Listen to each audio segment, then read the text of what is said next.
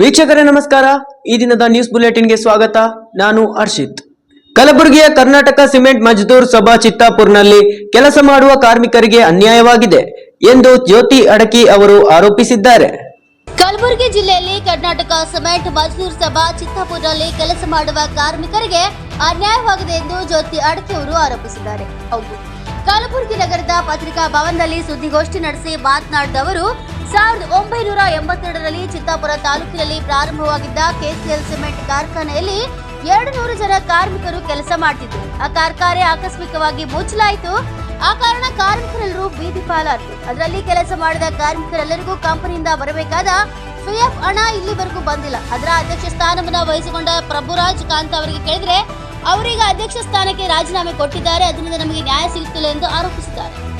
Mallikarjun Changolagi, NK64 news bureau, Kalaburagi. ನಮಸ್ಕಾರ, ನನ್ನ ಹೆಸರು ಜ್ಯೋತಿ ಅಡಿಕೆ ಅಂತ ಹೇಳಿ.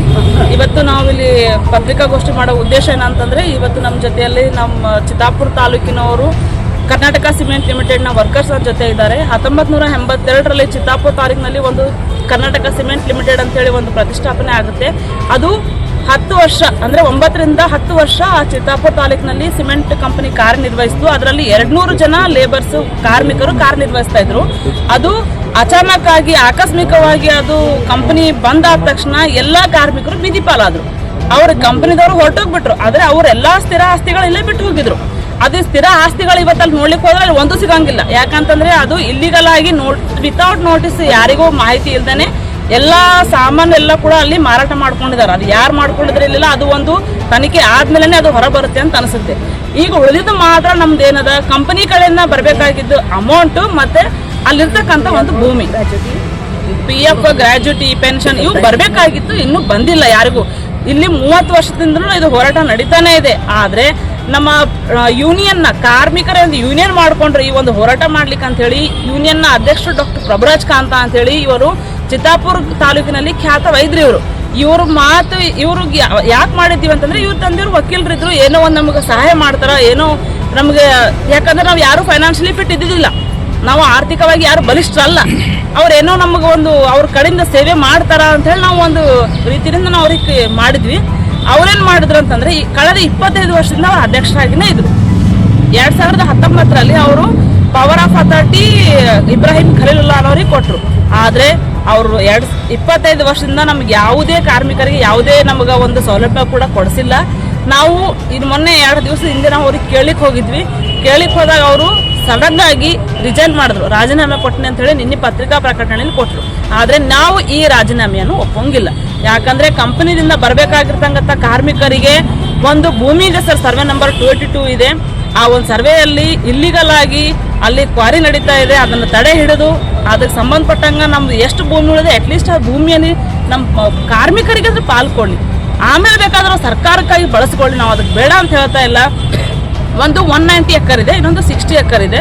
60 ಎಕರ್ ಆಲ್ರೆಡಿ ಸೇಲ್ನಲ್ಲಿ ಇಟ್ಟಿದ್ದಾರೆ. ಅದರಲ್ಲಿ ಅಕ್ರಮ ಗಣಿಗಾರಿಕೆ ನಡೀತಾ ಇದೆ. ಗಣಿಗಾರಿಕೆಗೆ ಭಯ ಪಡ್ತಿದ್ದಾರೆ. ಎಲ್ಲಿನ ಪಾರ್ಟಿದವ್ರು ಬಂದು ತಗೋಬೇಕಾಗಿತ್ತಂದ್ರೆ ಬಂದು ನೋಡಿ ಹೋಗ್ತಾ ಇದಾರೆ, ಬಟ್ ಖರೀದಿ ಮಾಡ್ತಾ ಇಲ್ಲ ಯಾರು. ಅದಕ್ಕಾಗಿ ಡಾಕ್ಟರ್ ಪ್ರಭುರಾಜ್ ಕಾಂತ್ ಅವರು ಮನಸ್ಸು ಮಾಡಿದ್ರೆ ಇಲ್ಲಿಗಲ್ ಕ್ವಾರಿ ತಡೆ ಹಿಡಿಬೋದಾಗಿತ್ತು. ಯಾಕೆ ತಡೆ ಹಿಡಿದಿಲ್ಲ? ರಾಜೀನಾಮೆನೇ ಯಾಕೆ ಕೊಟ್ರು? ನಾವು ರಾಜೀನಾಮೆ ಕೇಳಿದ್ವಾ?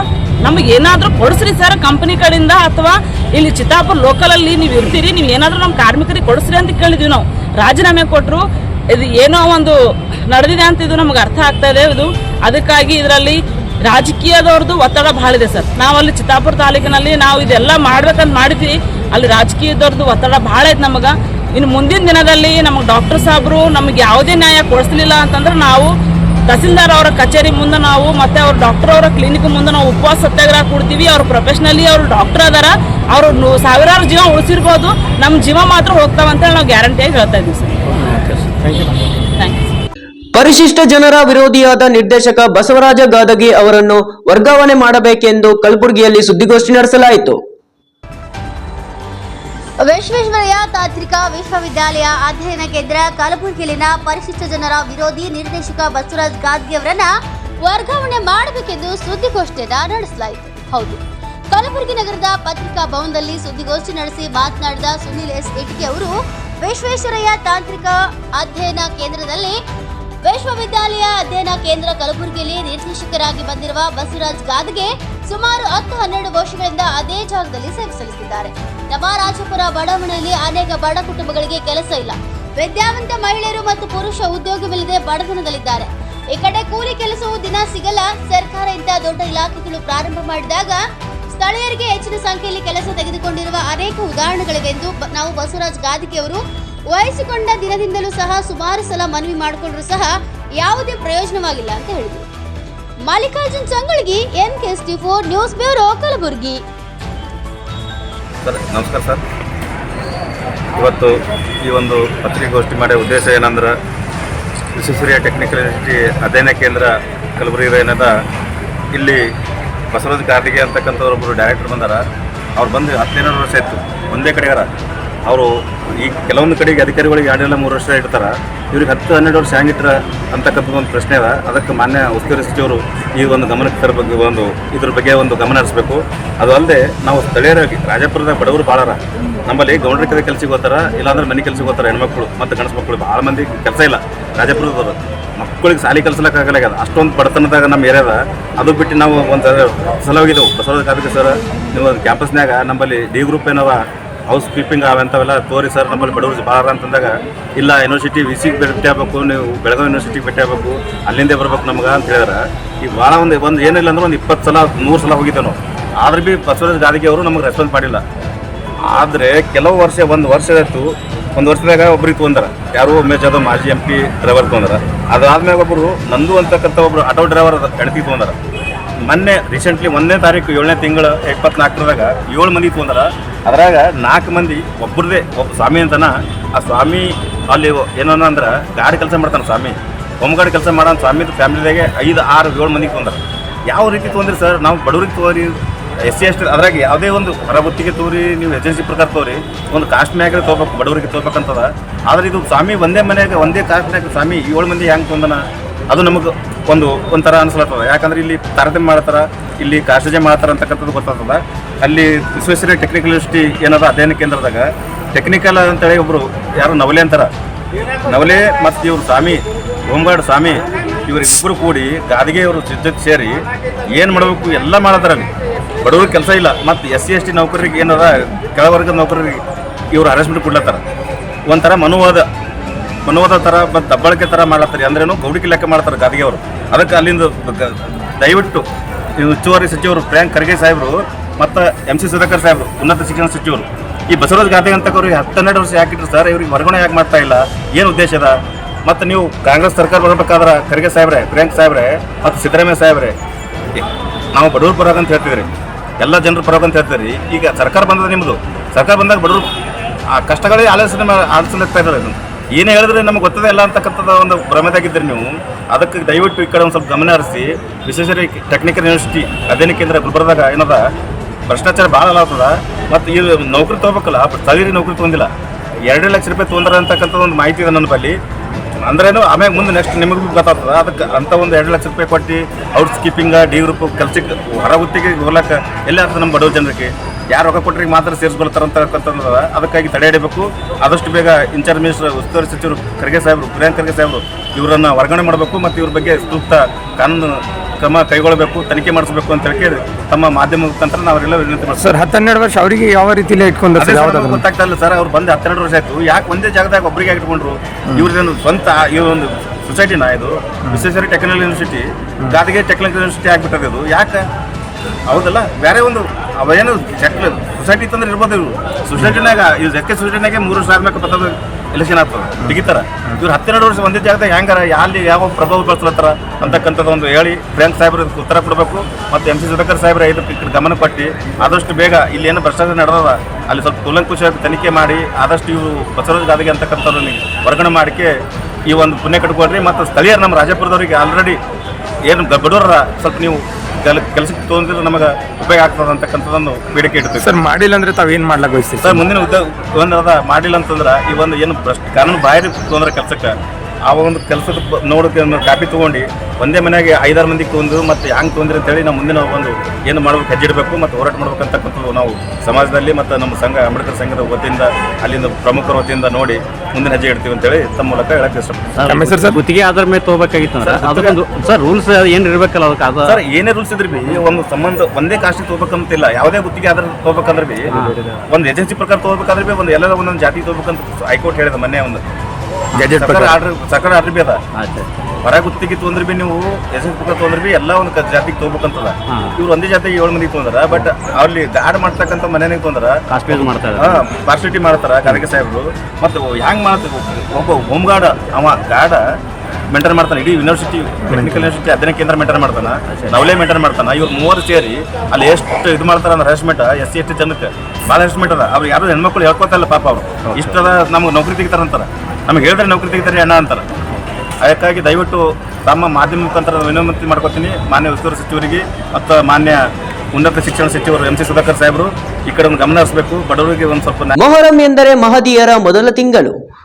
ಇಲ್ಲಿಂದ ಇಸ್ಲಾಂ ವರ್ಷ ಆರಂಭವಾಗುತ್ತದೆ. ಈ ಹಬ್ಬಕ್ಕೆ ಚಾರಿತ್ರಿಕ ಮತ್ತು ಧಾರ್ಮಿಕ ಹಿನ್ನೆಲೆಯೂ ಇದೆ. ಮೊಹರಂ ಎಂದರೆ ಮಹಮ್ಮದೀಯರ ಮೊದಲ ತಿಂಗಳು. ಇಲ್ಲಿಂದ ಇಸ್ಲಾಂ ವರ್ಷ ಆರಂಭವಾಗುತ್ತದೆ. ಈ ಹಬ್ಬಕ್ಕೆ ಚಾರಿತ್ರಿಕ ಮತ್ತು ಧಾರ್ಮಿಕ ಹಿನ್ನೆಲೆಯೂ ಇದೆ. ಇದು ಹಿಂದೂ ಮುಸ್ಲಿಮರ ಭಾವೈಕ್ಯತೆಯ ಹಬ್ಬಗಳಲ್ಲಿ ಪ್ರಮುಖವಾದದ್ದು ಮೊಹರಂ. ಯಾವುದೇ ತಾರತಮ್ಯ ಇಲ್ಲದಂತೆ ಈ ಹಬ್ಬದಲ್ಲಿ ಹಿಂದೂಗಳು ಪಾಲ್ಗೊಳ್ಳುತ್ತಾರೆ. ಮುಖ್ಯವಾಗಿ ಗ್ರಾಮೀಣ ಭಾಗದಲ್ಲಿ ಮೊಹರಂ ಹಬ್ಬವನ್ನ ಎಲ್ಲರೂ ಸಂಭ್ರಮದಿಂದ ಆಚರಿಸುತ್ತಾರೆ. ಮೊದಲ ಹಂತದಲ್ಲಿ ಪಟ್ಟಣದ ವಿವಿಧ ಮಸೀದಿಗಳಲ್ಲಿ ಅಲಾಯಿ ದೇವರ ಪ್ರತಿಷ್ಠಾಪನೆಯ ಪೂರ್ವಭಾವಿಯಾಗಿ ಸೋಮವಾರ ದೇವರ ಪಂಚಾತರ್ವ ಕಾರ್ಯ ಅತ್ಯಂತ ಭಕ್ತಿ ಭಾವದಿಂದ ಅರಳಿಕಟ್ಟೆಯಿಂದ ಪೂಜಿಸಿ ತರಲಾಗುತ್ತಿರುವ ದೃಶ್ಯ ಸಾಮಾನ್ಯವಾಗಿತ್ತು. ಕೆಳಗಿನ ಮಸೀದಿಯ ಅಲಾಯಿ ದೇವರ ಪಂಜಾಮ್ ದೇವರ ಮುಖರ ಓಣಿ ಹಾಗೂ ರೆಡ್ಡೇರಪೇಟೆ ತೆಳಗಿನ ವಸತಿ ಗುರು ಹಿರಿಯರು ಪಾಲ್ಗೊಂಡಿದ್ರು. ಓಣಿಯ ಹಿಂದೂ ಹಾಗೂ ಮುಸ್ಲಿಂ ಯುವಕರು ಭಕ್ತರು ಪಾಲ್ಗೊಂಡಿದ್ರು. ಕ್ಯಾಮರಾಮ್ಯಾನ್ ಲಾಲ್ ಸಿಂಗ್ ರಾಥೋಡ್ ಜೊತೆ Shivu Rathod, NKS TV4 news, Nalatwad.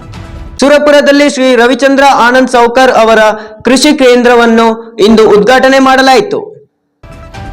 Yadgir ಜಿಲ್ಲೆಯ ಸುರಪುರ ತಾಲೂಕಿನ ದೇವಪುರ ಕ್ರಾಸ್ನಲ್ಲಿಂದು ದಿವಂಗತ ಆನಂದ ಸೌಕರ್ ಅವರ ಮಗನಾದ ರವಿಚಂದ್ರ ಆನಂದ ಸಾಹುಕಾರ್ ಅವರ ಕೃಷಿ ಕೇಂದ್ರವನ್ನ ಇಂದು ಉದ್ಘಾಟನೆ ಮಾಡಲಾಯಿತು. ಸಾಮಾನ್ಯವಾಗಿ ತಾಲೂಕಿನ ಹಳ್ಳಿಗಳಲ್ಲಿ ರೈತರಿಗೆ ಸಮೀಪವಾಗಿ ಹಾಗೂ ಅನುಕೂಲವಾಗುವಂತೆ ಯಾವುದೇ ರಸಗೊಬ್ಬರ ಹಾಗೂ ಕೀಟನಾಶಕ ಔಷಧಿಗಳು ದೊರೆಯುವುದಿಲ್ಲ. ಸುಮಾರು 10 ಕಿಲೋಮೀಟರ್ ದೂರ ಹೋಗಬೇಕಾಗುವ ಪರಿಸ್ಥಿತಿ ಇದೆ. ಹೀಗಾಗಿ ರವಿಚಂದ್ರ ಆನಂದ ಸಾಹುಕಾರ್ ಅವರು ಅತ್ಯಂತ ಗುಣಮಟ್ಟ ರಸಗೊಬ್ಬರ ಹಾಗೂ ಕೀಟನಾಶಕಗಳು ಯೋಗ್ಯ ಬೆಲೆಯಲ್ಲಿ ದೊರಕುವಂತೆ ಉದ್ದಾರ ಕೃಷಿ ಕೇಂದ್ರ ಎಂಬ ಮಳಿಗೆಯನ್ನ ಇಂದು ಪ್ರಾರಂಭಿಸಿದ್ರು. ಈ ಉದ್ಘಾಟನಾ ಸಮಾರಂಭಕ್ಕೆ ಸುರಪುರ ಮತಕ್ಷೇತ್ರದ ಜನಪ್ರಿಯ ಶಾಸಕರಾದ ರಾಜಾ ವೇಣುಗೋಪಾಲ್ ನಾಯಕ್ ಅವರು ಆಗಮಿಸಿ ರಿಬನ್ ಕಟ್ ಮಾಡುವುದರ ಮೂಲಕ ಚಾಲನೆ ನೀಡಿ ಶುಭ ಕೋರಿದ್ರು ಹಾಗೂ ಅರ್ಚಕರು ಪೂಜೆ ಮಾಡಿ ಮಂತ್ರ ಹೇಳುವುದರ ಮೂಲಕ ಚಾಲನೆ ನೀಡಿದ್ರು. ಈ ಶುಭ ಸಂದರ್ಭದಲ್ಲಿ ಶಾಸಕರಾದ ರಾಜಾ ವೇಣುಗೋಪಾಲ್ ನಾಯಕ್ ಹಾಗೂ ರವಿಚಂದ್ರ ಆನಂದ ಸಾಹುಕಾರ, ನಿಂಗಣ್ಣ ಚೇರ್ಮನ್, ಸಿದ್ದನಗೌಡ ಅಂದ್ರಾಳ್ ಸೇರಿದಂತೆ ಇನ್ನು ಅನೇಕರು ಉಪಸ್ಥಿತರಿದ್ದರು. ಕ್ಯಾಮರಾಮ್ಯಾನ್ ಲಾಲ್ ಸಿಂಗ್ ರಾಥೋಡ್ ಜೊತೆ Shivu Rathod, NKS TV4 news, Yadgiri. ಎಲ್ಲ ನನ್ನ ಆಲ್ದಳದ ಸುತ್ತಮುತ್ತಲಿನ ಗ್ರಾಮದ ರೈತ ಬಾಂಧವರಿಗೆ ವಂದಿಸುತ್ತಾ, ಈ ಒಂದು ಆಲ್ದಳ ಗ್ರಾಮದಲ್ಲಿ ಇದ್ದಂಥ ಉತ್ತರ ಕೃಷಿ ಕೇಂದ್ರವನ್ನು ದೇವಪುರ ಕ್ರಾಸ್ನಲ್ಲಿ ಅದೇ ಒಂದು ಹೆಸರಿನ ಮೂಲಕ ಅಂದರೆ ಆನಂದ್ ಸೌಕರ್ ಕೃಷಿ ಕೇಂದ್ರ ಅಂತೇಳಿ ದೇವಪುರ ಕ್ರಾಸ್ನಲ್ಲಿ ಮಾಡಲಾಗಿದೆ. ದಯವಿಟ್ಟು ಎಲ್ಲ ಸುತ್ತಮುತ್ತಲಿನ ಎಲ್ಲ ಹಳ್ಳಿಯ ರೈತ ಬಾಂಧವರು ಈ ಒಂದು ಗೊಬ್ಬರದ ಅಂಗಡಿ ಅಂದರೆ ಫರ್ಟಿಲೈಸರ್ಸ್ ಮುಖಾಂತರ ತಮಗೆ ಸುವರ್ಣಾವಕಾಶ ಒದಗಿ ಬಂದಿದೆ.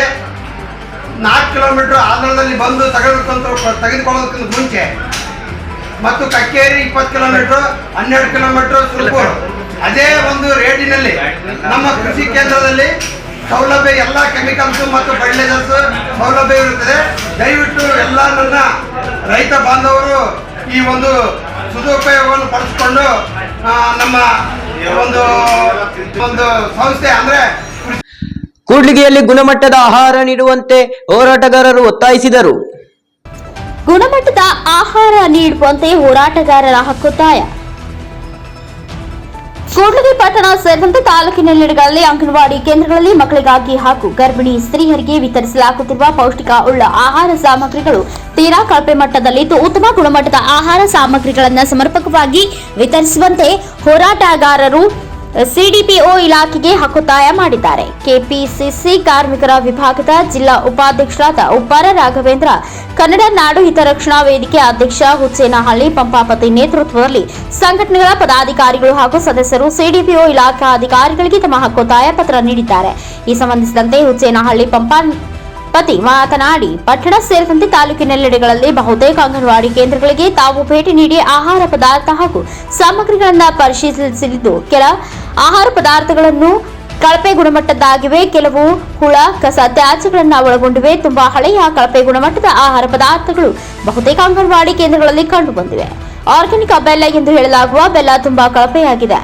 ಕೆಲವೆಡೆಗಳಲ್ಲಿ ಬೆಳೆ ಹುಳಗಳಿದ್ದು ಕೂಡಿವೆ. ಹೀಗೆ ಅನೇಕ ಲೋಪಗಳಿರುವ ಕಳಪೆ ಗುಣಮಟ್ಟದ ಆಹಾರ ಪದಾರ್ಥಗಳಿಂದ ಸರಬರಾಜಾಗುತ್ತಿದ್ದು, ಗರ್ಭಿಣಿಯರು ಅನಾರೋಗ್ಯಕ್ಕೆ ತುತ್ತಾಗುವ ಸಾಧ್ಯತೆ ಇರುತ್ತೆ. ಅಂಗನವಾಡಿ ಶಾಲೆಯಲ್ಲಿ ಆಹಾರ ಸೇವಿಸುವ ಮಕ್ಕಳ ಆರೋಗ್ಯದ ಮೇಲೆ ವ್ಯತಿರಿಕ್ತ ಪರಿಣಾಮ ಬೀರಿ ನಾನಾ ರೀತಿಯ ಅನಾರೋಗ್ಯಕ್ಕೀಡಾಗುವುದಾಗಿದೆ. ಕಾರಣ ಕೂಡಲೇ ಇಲಾಖೆಯ ಉನ್ನತಾಧಿಕಾರಿಗಳು ಅಂಗನವಾಡಿ ಕೇಂದ್ರಗಳಿಗೆ ಭೇಟಿ ನೀಡಿ ಪರಿಶೀಲಿಸಬೇಕಿದೆ. ಇಲಾಖೆಯ ಅಧಿಕಾರಿಗಳು ನಿರ್ಲಕ್ಷ್ಯ ಧೋರಣೆ ತಾಳಿದ್ದಲ್ಲಿ ಜಿಲ್ಲಾಧಿಕಾರಿಗಳಿಗೆ ಸಾಕ್ಷ್ಯಾಧಾರಗಳ ಸಮೇತ ದೂರು ನೀಡಲಾಗುವುದು ಮತ್ತು ಮಕ್ಕಳು ಹಾಗೂ ಗರ್ಭಿಣಿ ಮಹಿಳೆಯರ ಮೇಲಾಗುವ ಅನಾರೋಗ್ಯಕ್ಕೆ ಸಿಡಿಪಿಒ ಅಧಿಕಾರಿಗಳೇ ಹೊಣೆಯಾಗಲಾಗುವುದು ಎಂದು ಅವರು ಎಚ್ಚರಿಸಿದ್ದಾರೆ.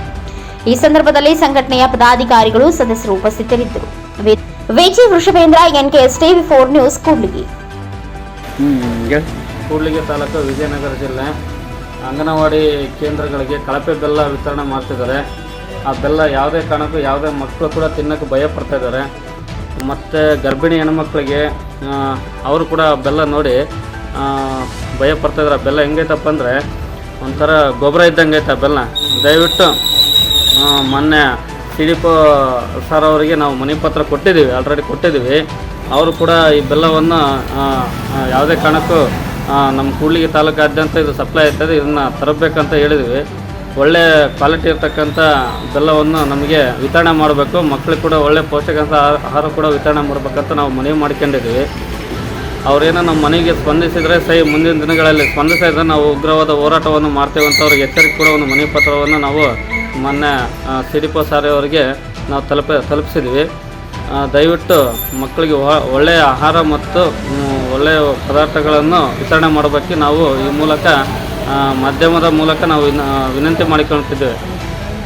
ಎಲ್ಲಿ ಪರಿಶೀಲನೆ ಮಾಡಿದ್ದು? ಎಲ್ಲಿ ಎಲ್ಲ ಸುಮಾರು ಅಂದರೆ ರಾಜೀವ್ನಗರ ಅಂಗನವಾಡಿ ಕೇಂದ್ರ ಮತ್ತು ಕ್ಯೂ ಅಂಗನವಾಡಿ ಕೇಂದ್ರ, ಸುಮಾರು ಒಂದು 10 ಅಂಗನವಾಡಿ ಶಾಲೆಗಳಲ್ಲಿ ನಾವು ಪರಿಶೀಲನೆ ಮಾಡಿವಿ. ನನ್ನ ಹೆಸರು ಪಂಪಾಪತಿ ಅಂತ, ಕನ್ನಡ ಹಿತರಕ್ಷಣಾ ಸಮಿತಿ, ವಿಜಯನಗರ ಜಿಲ್ಲೆ, ಕೂಡ್ಲಿಗಿ ತಾಲೂಕು ಅಧ್ಯಕ್ಷ ಪಂಪಾಪತಿ. ಏನು ಸಮಸ್ಯೆ ಕಂಡದ? ಅದರೊಳಗಡೆ ಏನು ಲೋಪ ಕಂಡತ್ತೆ? ಏನು ಲೋಪ ಕಂಡತ್ತಪ್ಪ ಅಂದರೆ ಅದರೊಳಗಡೆ ಅದು ಗೊಬ್ಬರ ನೋಡಿದರೆ ನೀವು ಏನಂತಾರೆ, ನಿಮಗೆ ಆಲ್ರೆಡಿ ನಾವು ಅದನ್ನು ತೋರಿಸಿದ್ದೀವಿ. ಇದೊಂಥರ ಗೊಬ್ಬರ ಇದ್ದಂಗೆ ಐತೆ ಬೆಲ್ಲ ನಂಗೆಲ್ಲ. ಅದು ಆರ್ಗ್ಯಾನಿಕ್ ಬೆಲ್ಲ ಅಂತ ಹೇಳ್ತಿದ್ದಾರೆ. ದಯವಿಟ್ಟು ಅದು ಆರ್ಗ್ಯಾನಿಕ್ ಬೆಲ್ಲ ಅಲ್ಲ. ಅದು ಆರ್ಗ್ಯಾನಿಕ್ ಬೆಲ್ಲ ಅಂದರೆ ನಾವು ನೋಡಿದ್ದೀವಿ ಆರ್ಗ್ಯಾನಿಕ್ ಬೆಲ್ಲ ಯಾವ ಥರ ಬರುತ್ತಂತ. ದಯವಿಟ್ಟು ಅದೇನು ಸರ್ಕಾರ ಏನು ಸುಮ್ಮನೆ ಕೊಟ್ಟಿರೋದಿಲ್ಲ.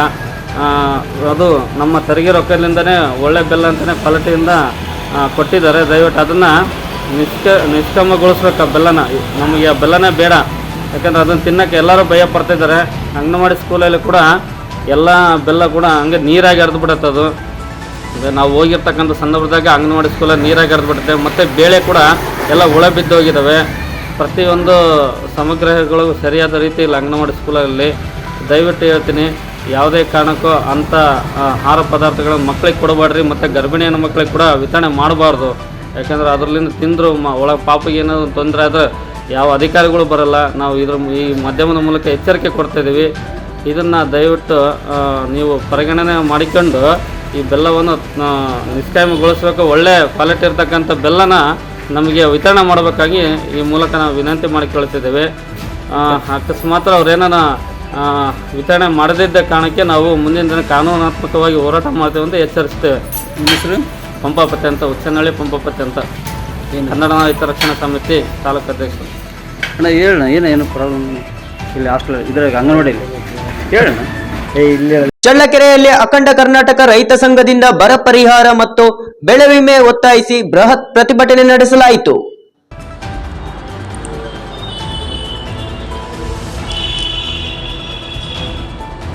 ಅಖಂಡ ಕರ್ನಾಟಕ ರೈತ ಸಂಘದಿಂದ ಬರ ಪರಿಹಾರ ಮತ್ತು ಬೆಳೆ ವಿಮೆ ಒತ್ತಾಯಿಸಿ ಬೃಹತ್ ಪ್ರತಿಭಟನೆ. ಹೌದು, ಚಳ್ಳಕೆರೆ ತಾಲೂಕಿನ ರೈತರು ಬರಗಾಲದ ಬವಣೆಯಲ್ಲಿ ಸಿಲುಕಿ ಬೆಳೆ ಇಲ್ಲದೆ ಕಂಗಾಲಾಗಿದ್ದಾರೆ. ಈ ಹಿನ್ನೆಲೆಯಲ್ಲಿ ದವಸ ಧಾನ್ಯ ಬೆಳೆಯುವ ರೈತರ ಸಾಲ ಸೂಲ ಮಾಡಿ ತಮ್ಮ ಮಕ್ಕಳಿಗೆ ವಿದ್ಯಾಭ್ಯಾಸ ಕೊಡಿಸುವ ಚಿಂತಿಸುವ ಪರಿಸ್ಥಿತಿ ಎದುರಾಗಿದೆ ಎಂದು ಅಖಂಡ ಕರ್ನಾಟಕ ರೈತ ಸಂಘದ ತಾಲೂಕಾ ಅಧ್ಯಕ್ಷ ಚಿಕ್ಕಣ್ಣ ಅವರು ಹೇಳಿದರು.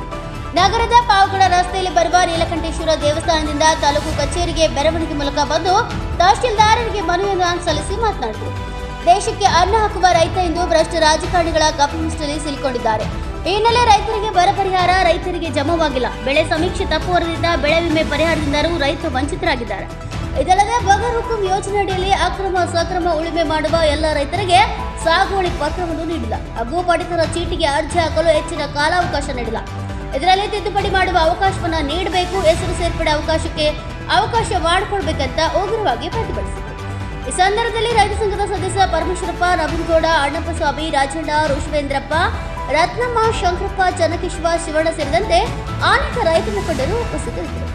Mounesh Achar, NK64 news bureau, Challakere.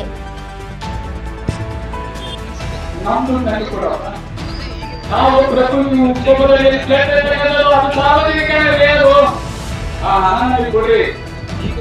ಏನು ಗ್ರಾಮದಲ್ಲಿ 10 ಜನ ಕೊಟ್ಬಿಟ್ಟು ಕೊಡ್ಬಿಡಿ ಅಂತ ಘೋಷಣೆ ಮಾಡಿ ಮುಗಿದ್ಬಿಡ್ತು. ಆಯ್ತು, ಕಳೆದ ಬಾರಿ ಬರಪರಿಗೆ ಇವತ್ತು ಯಾರ್ಯಾರು ಸಸ್ಪೆಂಡ್ ಆಗಿದ್ದಾರೆ, ಯಾರು ಕೋರ್ಟ್ ಹಿಡಿಸಿದ್ರೆ ಏನು ಹೋಗಿದೆ, ಆ ಹಣ ಯಾರು ಅದರಿಂದ ನಮ್ ದುಡ್ಡು ಎತ್ಕೊಂಡು ನುಡಿ ಮಾಡಿದ್ರೆ ಅಂತ ಹಣ ನಮ್ದುಡ್ಡು, ಆ ದುಡ್ಡು ಹಾಕಬೇಕಾಗಿತ್ತು. ಇದು ನಾಟಕ ಬಿಡಬೇಕು. ನಮ್ಮ ರೈತ ರುಚಿಗೆ ಆ ಮುಂದೆ ಪರಿಣಾಮ ಬೇರೆ ರೀತಿ ಆಗುತ್ತೆ. ಆ ಬರ ಪರಿಹಾರ ಅತಿ ಶೀಘ್ರದಲ್ಲಿ ನಮ್ಮ ಎಲ್ಲ ರೈತರ ಅಕೌಂಟಿಗೆ ಬರಬೇಕು. ಮುಂದಿನ ದಿನಗಳಲ್ಲಿ ಇದೇನಾದ್ರು ಹಣ ಬೀಳಿದ್ರೆ ಅಮರವನ್ನು ಸೊಟ್ಟೆಗಾಗಿ ಸಿದ್ಧವಾಗಿ ನಾವು.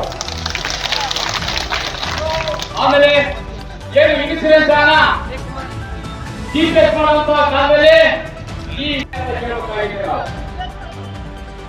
ಕಳೆದ ಸಾರಿ ಸಾಗುವಳಿ ಚೀಟಿ ಎಷ್ಟು ನಮ್ಮ ಒಳಗೆ ಇವತ್ತು ಅಕ್ರಮ ಸಕ್ರಮ ಸಾಗುವಳಿ ಚೀಟಿ ಸಾಗುವಳಿ ಮಾಡ್ತಾ ಇದ್ದಾರೆ. ಅವ್ರ ರೈತರಿಗೆ ಸಾಗುವಳಿ ಚೀಟಿ ಕೊಟ್ಟಿಲ್ಲ. ಈ ಕೆಲಸ ಯಾರು ಮಾಡಬೇಕು? ಗ್ರಾಮದಲ್ಲಿ ಅವ್ರ ಒಳಗೂ ಯಾರು ಸಾಗುವಳಿ ಮಾಡಿದ್ರೆ ಅವ್ರ ತೋಟವನ್ನು ಬರೆದು ಇಲ್ಲಿ ವರದಿ ಮಾಡಿ ಈ ಗುರುತ್ವ ಸಮಿತಿಯಲ್ಲಿ ಪಾಸ್ ಮಾಡಿ ರೈತರು ಅನ್ನ ಬೆಳಲಿಕ್ಕೆ ಅನುವು ಮಾಡಿಕೊಳ್ಳಿ. ಇದ್ರೆ ಸೇರಿ ನಿಮ್ಗೇನೋ ಸಂಬಳದವರು ನಿಮ್ಗೆ ಇರಪ್ಪ, ನಮ್ ಕಷ್ಟ ಕೇಳೋರು ಇದು ಕೆಲಸ. ನಿಮ್ಗೆ ದುಡ್ಡು ಕೊಡೋದು ನಾವೆಲ್ಲರ ಹಣ ನಿಮ್ಗೆ ಸಾಲ ಕೊಡೋದು. ಆ ಹಣ ತಗೊಂಡು ನೀವು ನಂಬಿ ಹೋಗ್ಬೇಡಿ. ನಮ್ ಸೇವೆ ಮಾಡಕ್ಕೆ ಇಟ್ಕೊಂಡಿರೋದು ದೇವರು ನಮಗೆ, ದೇವರು ನಮಗೆ, ಈ ನಮಗೆ ಇದು ಪ್ರತಿಷ್ಠೆ ಕೊಡ್ರಿ.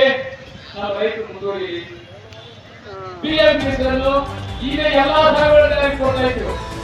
ಈಗ ಕುಟುಂಬಕ್ಕೆ ಒಪ್ಪಿಗೆ ತೀರ್ಮಾನ ಮಾಡಿದ್ದಾರೆ. ಯಾಕೆ ನಮ್ಮ ಕೊಡ್ರಿ? ಯಾಕೆ ಅವ್ರು ಸಾಗುವಳಿದಾರಲ್ಲ? ಏನು ಅವ್ರು ಸಾಗುವಳಿದಾರಲ್ಲ. ಹಿಂದೆ ಏನು ಸಾಗುವಳಿ ಮಾಡುವ ರೈತರು ಇದ್ರು ಅವರೆಲ್ಲರಿಗೂ PM ಕಿಸಾನ್ ಆಗ್ತಾರೆ. ಈಗೇನಾದ್ರೂ ನೀವು ಮಾಡಿದ ಸಂದರ್ಭದಲ್ಲಿ ನಾವು ಅವರಿಗೆ ತಿಳಿದು ನಾವು ರೇಷನ್ ಕಾರ್ಡ್ ಇವತ್ತು ಎಷ್ಟೋ ರೈತರು ರೇಷನ್ ಕಾರ್ಡ್ ಅರ್ಜಿ ಹಾಕಕ್ಕೆ ಕಾಯ್ತಾ ಇದ್ದಾರೆ.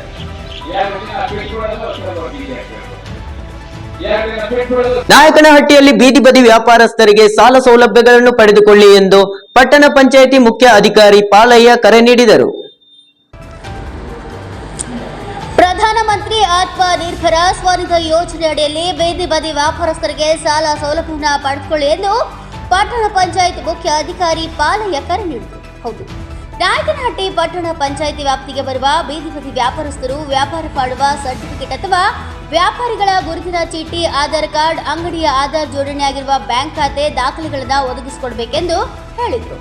ಪ್ರತಿಯೊಬ್ಬ ಸಾರ್ವಜನಿಕರು ತಪ್ಪದೆ ತಮ್ಮ ಮನೆಯಲ್ಲಿ ಸ್ವಚ್ಛಗೊಳಿಸಿಕೊಳ್ಳಬೇಕು. ತಮ್ಮ ಅಕ್ಕಪಕ್ಕದ ಅಂಗಡಿಯವರು ಸ್ವಚ್ಛತೆಗೆ ಮೊದಲನೇ ಆದ್ಯತೆಯನ್ನು ನೀಡಬೇಕೆಂದು ಪಟ್ಟಣ ಪಂಚಾಯಿತಿಯ ಮುಖ್ಯ ಅಧಿಕಾರಿ ಪಾಲಯ್ಯ ತಿಳಿಸಿದರು. ಪಟ್ಟಣದ ವಾಲ್ಮೀಕಿ ವೃತ್ತದಲ್ಲಿ ಬೀದಿ ಬದಿ ವ್ಯಾಪಾರಸ್ಥರುಗಳಿಗೆ PM ಸ್ವನಿಧಿ ಯೋಜನೆ ಅಡಿಯಲ್ಲಿಯ ಕಾರ್ಯಕ್ರಮವನ್ನು ಹಮ್ಮಿಕೊಳ್ಳಲಾಗಿತ್ತು. ನಂತರ ಮಾತನಾಡಿದವರು, ಮನೆಯಲ್ಲಿರುವ ತೊಟ್ಟಿಗಳಲ್ಲಿ ನೀರು ದೀರ್ಘಕಾಲ ಸಂಗ್ರಹಿಸಿರಬಾರದು, ಏಕೆಂದರೆ ಸೊಳ್ಳೆಗಳು ನೀರಿನಲ್ಲಿ ಸಂತಾನೋತ್ಪತ್ತಿ ಮಾಡುತ್ತವೆ. ಮನೆಯ ಸುತ್ತಮುತ್ತಲಿನ ಚರಂಡಿಗಳನ್ನು ಸದಾ ಸ್ವಚ್ಛಗೊಳಿಸಬೇಕು ಮತ್ತು ನೀರಿನ ತೊಟ್ಟಿಗಳನ್ನು ಆಗಾಗ್ಗೆ ಶುಚಿಗೊಳಿಸಬೇಕಂತ ಹೇಳಿದರು. ಹಗಲಿನ ಹೊತ್ತಿನಲ್ಲಿ ಮಕ್ಕಳು ಮಲಗಿದಾಗ ತಪ್ಪದೆ ಸೊಳ್ಳೆ ಪರದೆನ ಉಪಯೋಗಿಸಿ. ಸಿಮೆಂಟ್ ತೊಟ್ಟಿ ಹಲವಾರು ದಿನಗಳಿಂದ ನೀರಿನಲ್ಲಿ ತುಂಬಿರುವ ವಾರಕ್ಕೆ 3 ಬಾರಿ ಕ್ಲೀನ್ಗೊಳಿಸಬೇಕು. ಮಳೆಗಾಲದ ಸಮಯದಲ್ಲಿ ನಿಮ್ಮ ಮನೆಯ ಸುತ್ತಮುತ್ತಲಿನಲ್ಲಿ ನಿಂತಿರುವ ನೀರು ಜಾಗದಲ್ಲಿ ಸೊಳ್ಳೆಗಳು ಮೊಟ್ಟೆ ಇಟ್ಟು ಮರಿ ಮಾಡುತ್ತವೆ. ಇದು ನಿಮ್ಮ ಆರೋಗ್ಯವನ್ನ ಕೆಡಿಸುತ್ತದೆ. ಜೊತೆಗೆ ಸೊಳ್ಳೆಗಳು ಕಚ್ಚಿ ಡೆಂಗ್ಯೂ ರೋಗ ಬರುವ ಲಕ್ಷಣ ಹೆಚ್ಚಾಗ್ತದೆ. ಆದ್ದರಿಂದ ನಿಮ್ಮ ಸುತ್ತಮುತ್ತಲಿನ ಜಾಗವನ್ನು ಆದಷ್ಟು ಅಚ್ಚುಕಟ್ಟಾಗಿ ನೋಡಿಕೊಳ್ಳಿ. ಮಲಗುವಾಗ ತಪ್ಪದೆ ಸೊಳ್ಳೆ ಪರದೆಗಳನ್ನು ಬಳಸಿ. ನೀರಿನ ಟ್ಯಾಂಕ್ಗಳನ್ನು ಮುಚ್ಚಿಡಿ. ಚರಂಡಿಗಳನ್ನು ಸ್ವಚ್ಛಗೊಳಿಸಿ. ಬಿಸಾಕಿದ ಟೈರ್, ಹಳೆಯ ಡ್ರಮ್, ನೀರು ಹೆಚ್ಚು ಸಂಗ್ರಹಿಸಬೇಡಿ. ಇವುಗಳಲ್ಲಿ ಸೊಳ್ಳೆಗಳು ಉತ್ಪತ್ತಿ ಆಗ್ತವೆ. ಆದ್ದರಿಂದ ಮಳೆಗಾಲದಲ್ಲಿ ಸೋಂಕು ಹೆಚ್ಚಾಗಿ ಹರಡುತ್ತವೆ ಅಂತ ಹೇಳಿದರು. ಈ ಸಂದರ್ಭದಲ್ಲಿ ನಾಗರತ್ನಮ್ಮ ಸಮುದಾಯ ಸಂಘಟಕರು, ರೇಣುಕಮ್ಮ, ಸುರೇಶ್ ತಂಡಗಳು ಆಗಮಿಸಿದ್ದರು. ಪಟ್ಟಣದ ಮುಖಂಡರು, ಯುವಕರು ಉಪಸ್ಥಿತರಿದ್ದರು. Harish Nayakanahatti, NK64 news bureau, Chitradurga. ವ್ಯಾಪಾರ ಬಂಧುಗಳಿಗೆ ಒಂದು ಸುಧಾವಕಾಶ ಏನು ಅಂದರೆ, ಸರ್ಕಾರ ಈ ಒಂದು ವ್ಯಾಪಾರಸ್ಥರಿಗೆ ಒಳ್ಳೆಯ ರೀತಿಯಿಂದ ವ್ಯಾಪಾರ ಮಾಡಿಕೊಂಡು ಸುಗಮವಾಗಿ ನಡೆಸ್ಕೊಂಡು ಹೋಗೋದಕ್ಕೆ ಒಂದು ಅವಕಾಶ ಮಾಡಿಕೊಟ್ಟಿದ್ದಾರೆ. ಅದು ಯಾವ ರೀತಿ ಅನ್ನೋದಾದರೆ, ಬ್ಯಾಂಕ್ನಲ್ಲಿ ಒಂದು ಖಾತೆ ಹೊಂದಿದ್ದು, ಆ ಖಾತೆ ಮುಖಾಂತರ ನಿಮ್ಮಗಳಿಗೆ ಏನು ಮುನ್ಸಿಪಾಲಿಟಿಯಿಂದ ಒಂದು ಬೀದಿ ಬದಿ ವ್ಯಾಪಾರದ ಕಾರ್ಡ್ ಕೊಟ್ಟಿರ್ತಾರೆ. ಆ ಕಾರ್ಡ್ ಮುಖಾಂತರ ತಾವುಗಳು ಬ್ಯಾಂಕ್ನಲ್ಲಿ ನಿಮ್ಮ ರೇಷನ್ ಕಾರ್ಡು, ಆಧಾರ್ ಕಾರ್ಡು, ಆಮೇಲೆ ಚುನಾವಣೆ ಗುರುತಿನ ಚೀಟಿ ಅವನ್ನು ತೆಗೆದುಕೊಂಡು ಹೋಗಿ ನೀವು ವ್ಯಾಪಾರ ಮಾಡತಕ್ಕಂಥ ಒಂದು ಚಿತ್ರ, ಒಂದು ಫೋಟೋ ಅದನ್ನು ತಗೊಂಡು ಕೊಟ್ಟರೆ ನಿಮಗೆ ಪ್ರಥಮವಾಗಿ 10,000ಗಳ ಸಾಲವನ್ನು ಬ್ಯಾಂಕಿನ ಮುಖಾಂತರ ಕೊಡ್ತಾರೆ. 10 ತಿಂಗಳು ಅದಕ್ಕೆ ಅವಧಿ ಕೊಡ್ತಾರೆ. ನೀವು 10 ತಿಂಗಳು ತೀರಿಸಿದ ನಂತರ 20,000 ರೂಪಾಯಿಗಳನ್ನು ಕೊಡ್ತಾರೆ. ಆ 20,000 ರೂಪಾಯಿಗಳನ್ನು ನೀವು ಬಳಸಿಕೊಂಡು ನೀವು ಏನು ವ್ಯಾಪಾರ ಮಾಡ್ತೀರಾ ಆ ವ್ಯಾಪಾರವನ್ನು, ಆ ಚಟುವಟಿಕೆಯನ್ನು ವೃದ್ಧಿಸ್ಕೊಳ್ಬೇಕಾಗುತ್ತೆ. ಅದನ್ನು ನೋಡು ಆ ಕಾಲಾವಧಿ 20,000 10 ತಿಂಗಳು ಕೊಡ್ತಾರೆ. ಅದನ್ನು ತೀರಿಸಿದ ನಂತರ 50,000 ರೂಪಾಯಿಗಳು ಕೊಡ್ತಕ್ಕಂಥ ಒಂದು ವ್ಯವಸ್ಥೆ ಇರ್ತದೆ. ಈ ಒಂದು ಯೋಜನೆಯಲ್ಲಿ ಸಮಸ್ತ ಬೀದಿ ವ್ಯಾಪಾರಸ್ಥರು ಈ ಒಂದು ಸದುಪಯೋಗವನ್ನು ಪಡಿಸಿಕೊಳ್ಬೇಕು. ಈಗ ನಮ್ಮ ಅಣ್ಣವರು ಹೇಳಿದಂಗೆ ಹಳ್ಳಿ ಜನಕ್ಕೆ ಇಲ್ವಾ ಅಂತ ಕೇಳಿದ್ರು. ಗ್ರಾಮಾಂತರ ಪ್ರದೇಶಗಳಲ್ಲಿ ಈ ಒಂದು ವ್ಯವಸ್ಥೆ ಇರೋದಿಲ್ಲ. ಸರ್ಕಾರ ಮಾಡ್ತಕ್ಕಂಥದ್ದು ಪಟ್ಟಣ ವ್ಯಾಪ್ತಿ, ಏನು ಪಟ್ಟಣ ವ್ಯಾಪ್ತಿಯಲ್ಲಿ ಬರ್ತವೆ ಅಂಥವ್ರಿಗೆ ಮಾತ್ರ ಇದೊಂದು ಅವಕಾಶ ಇರ್ತದೆ.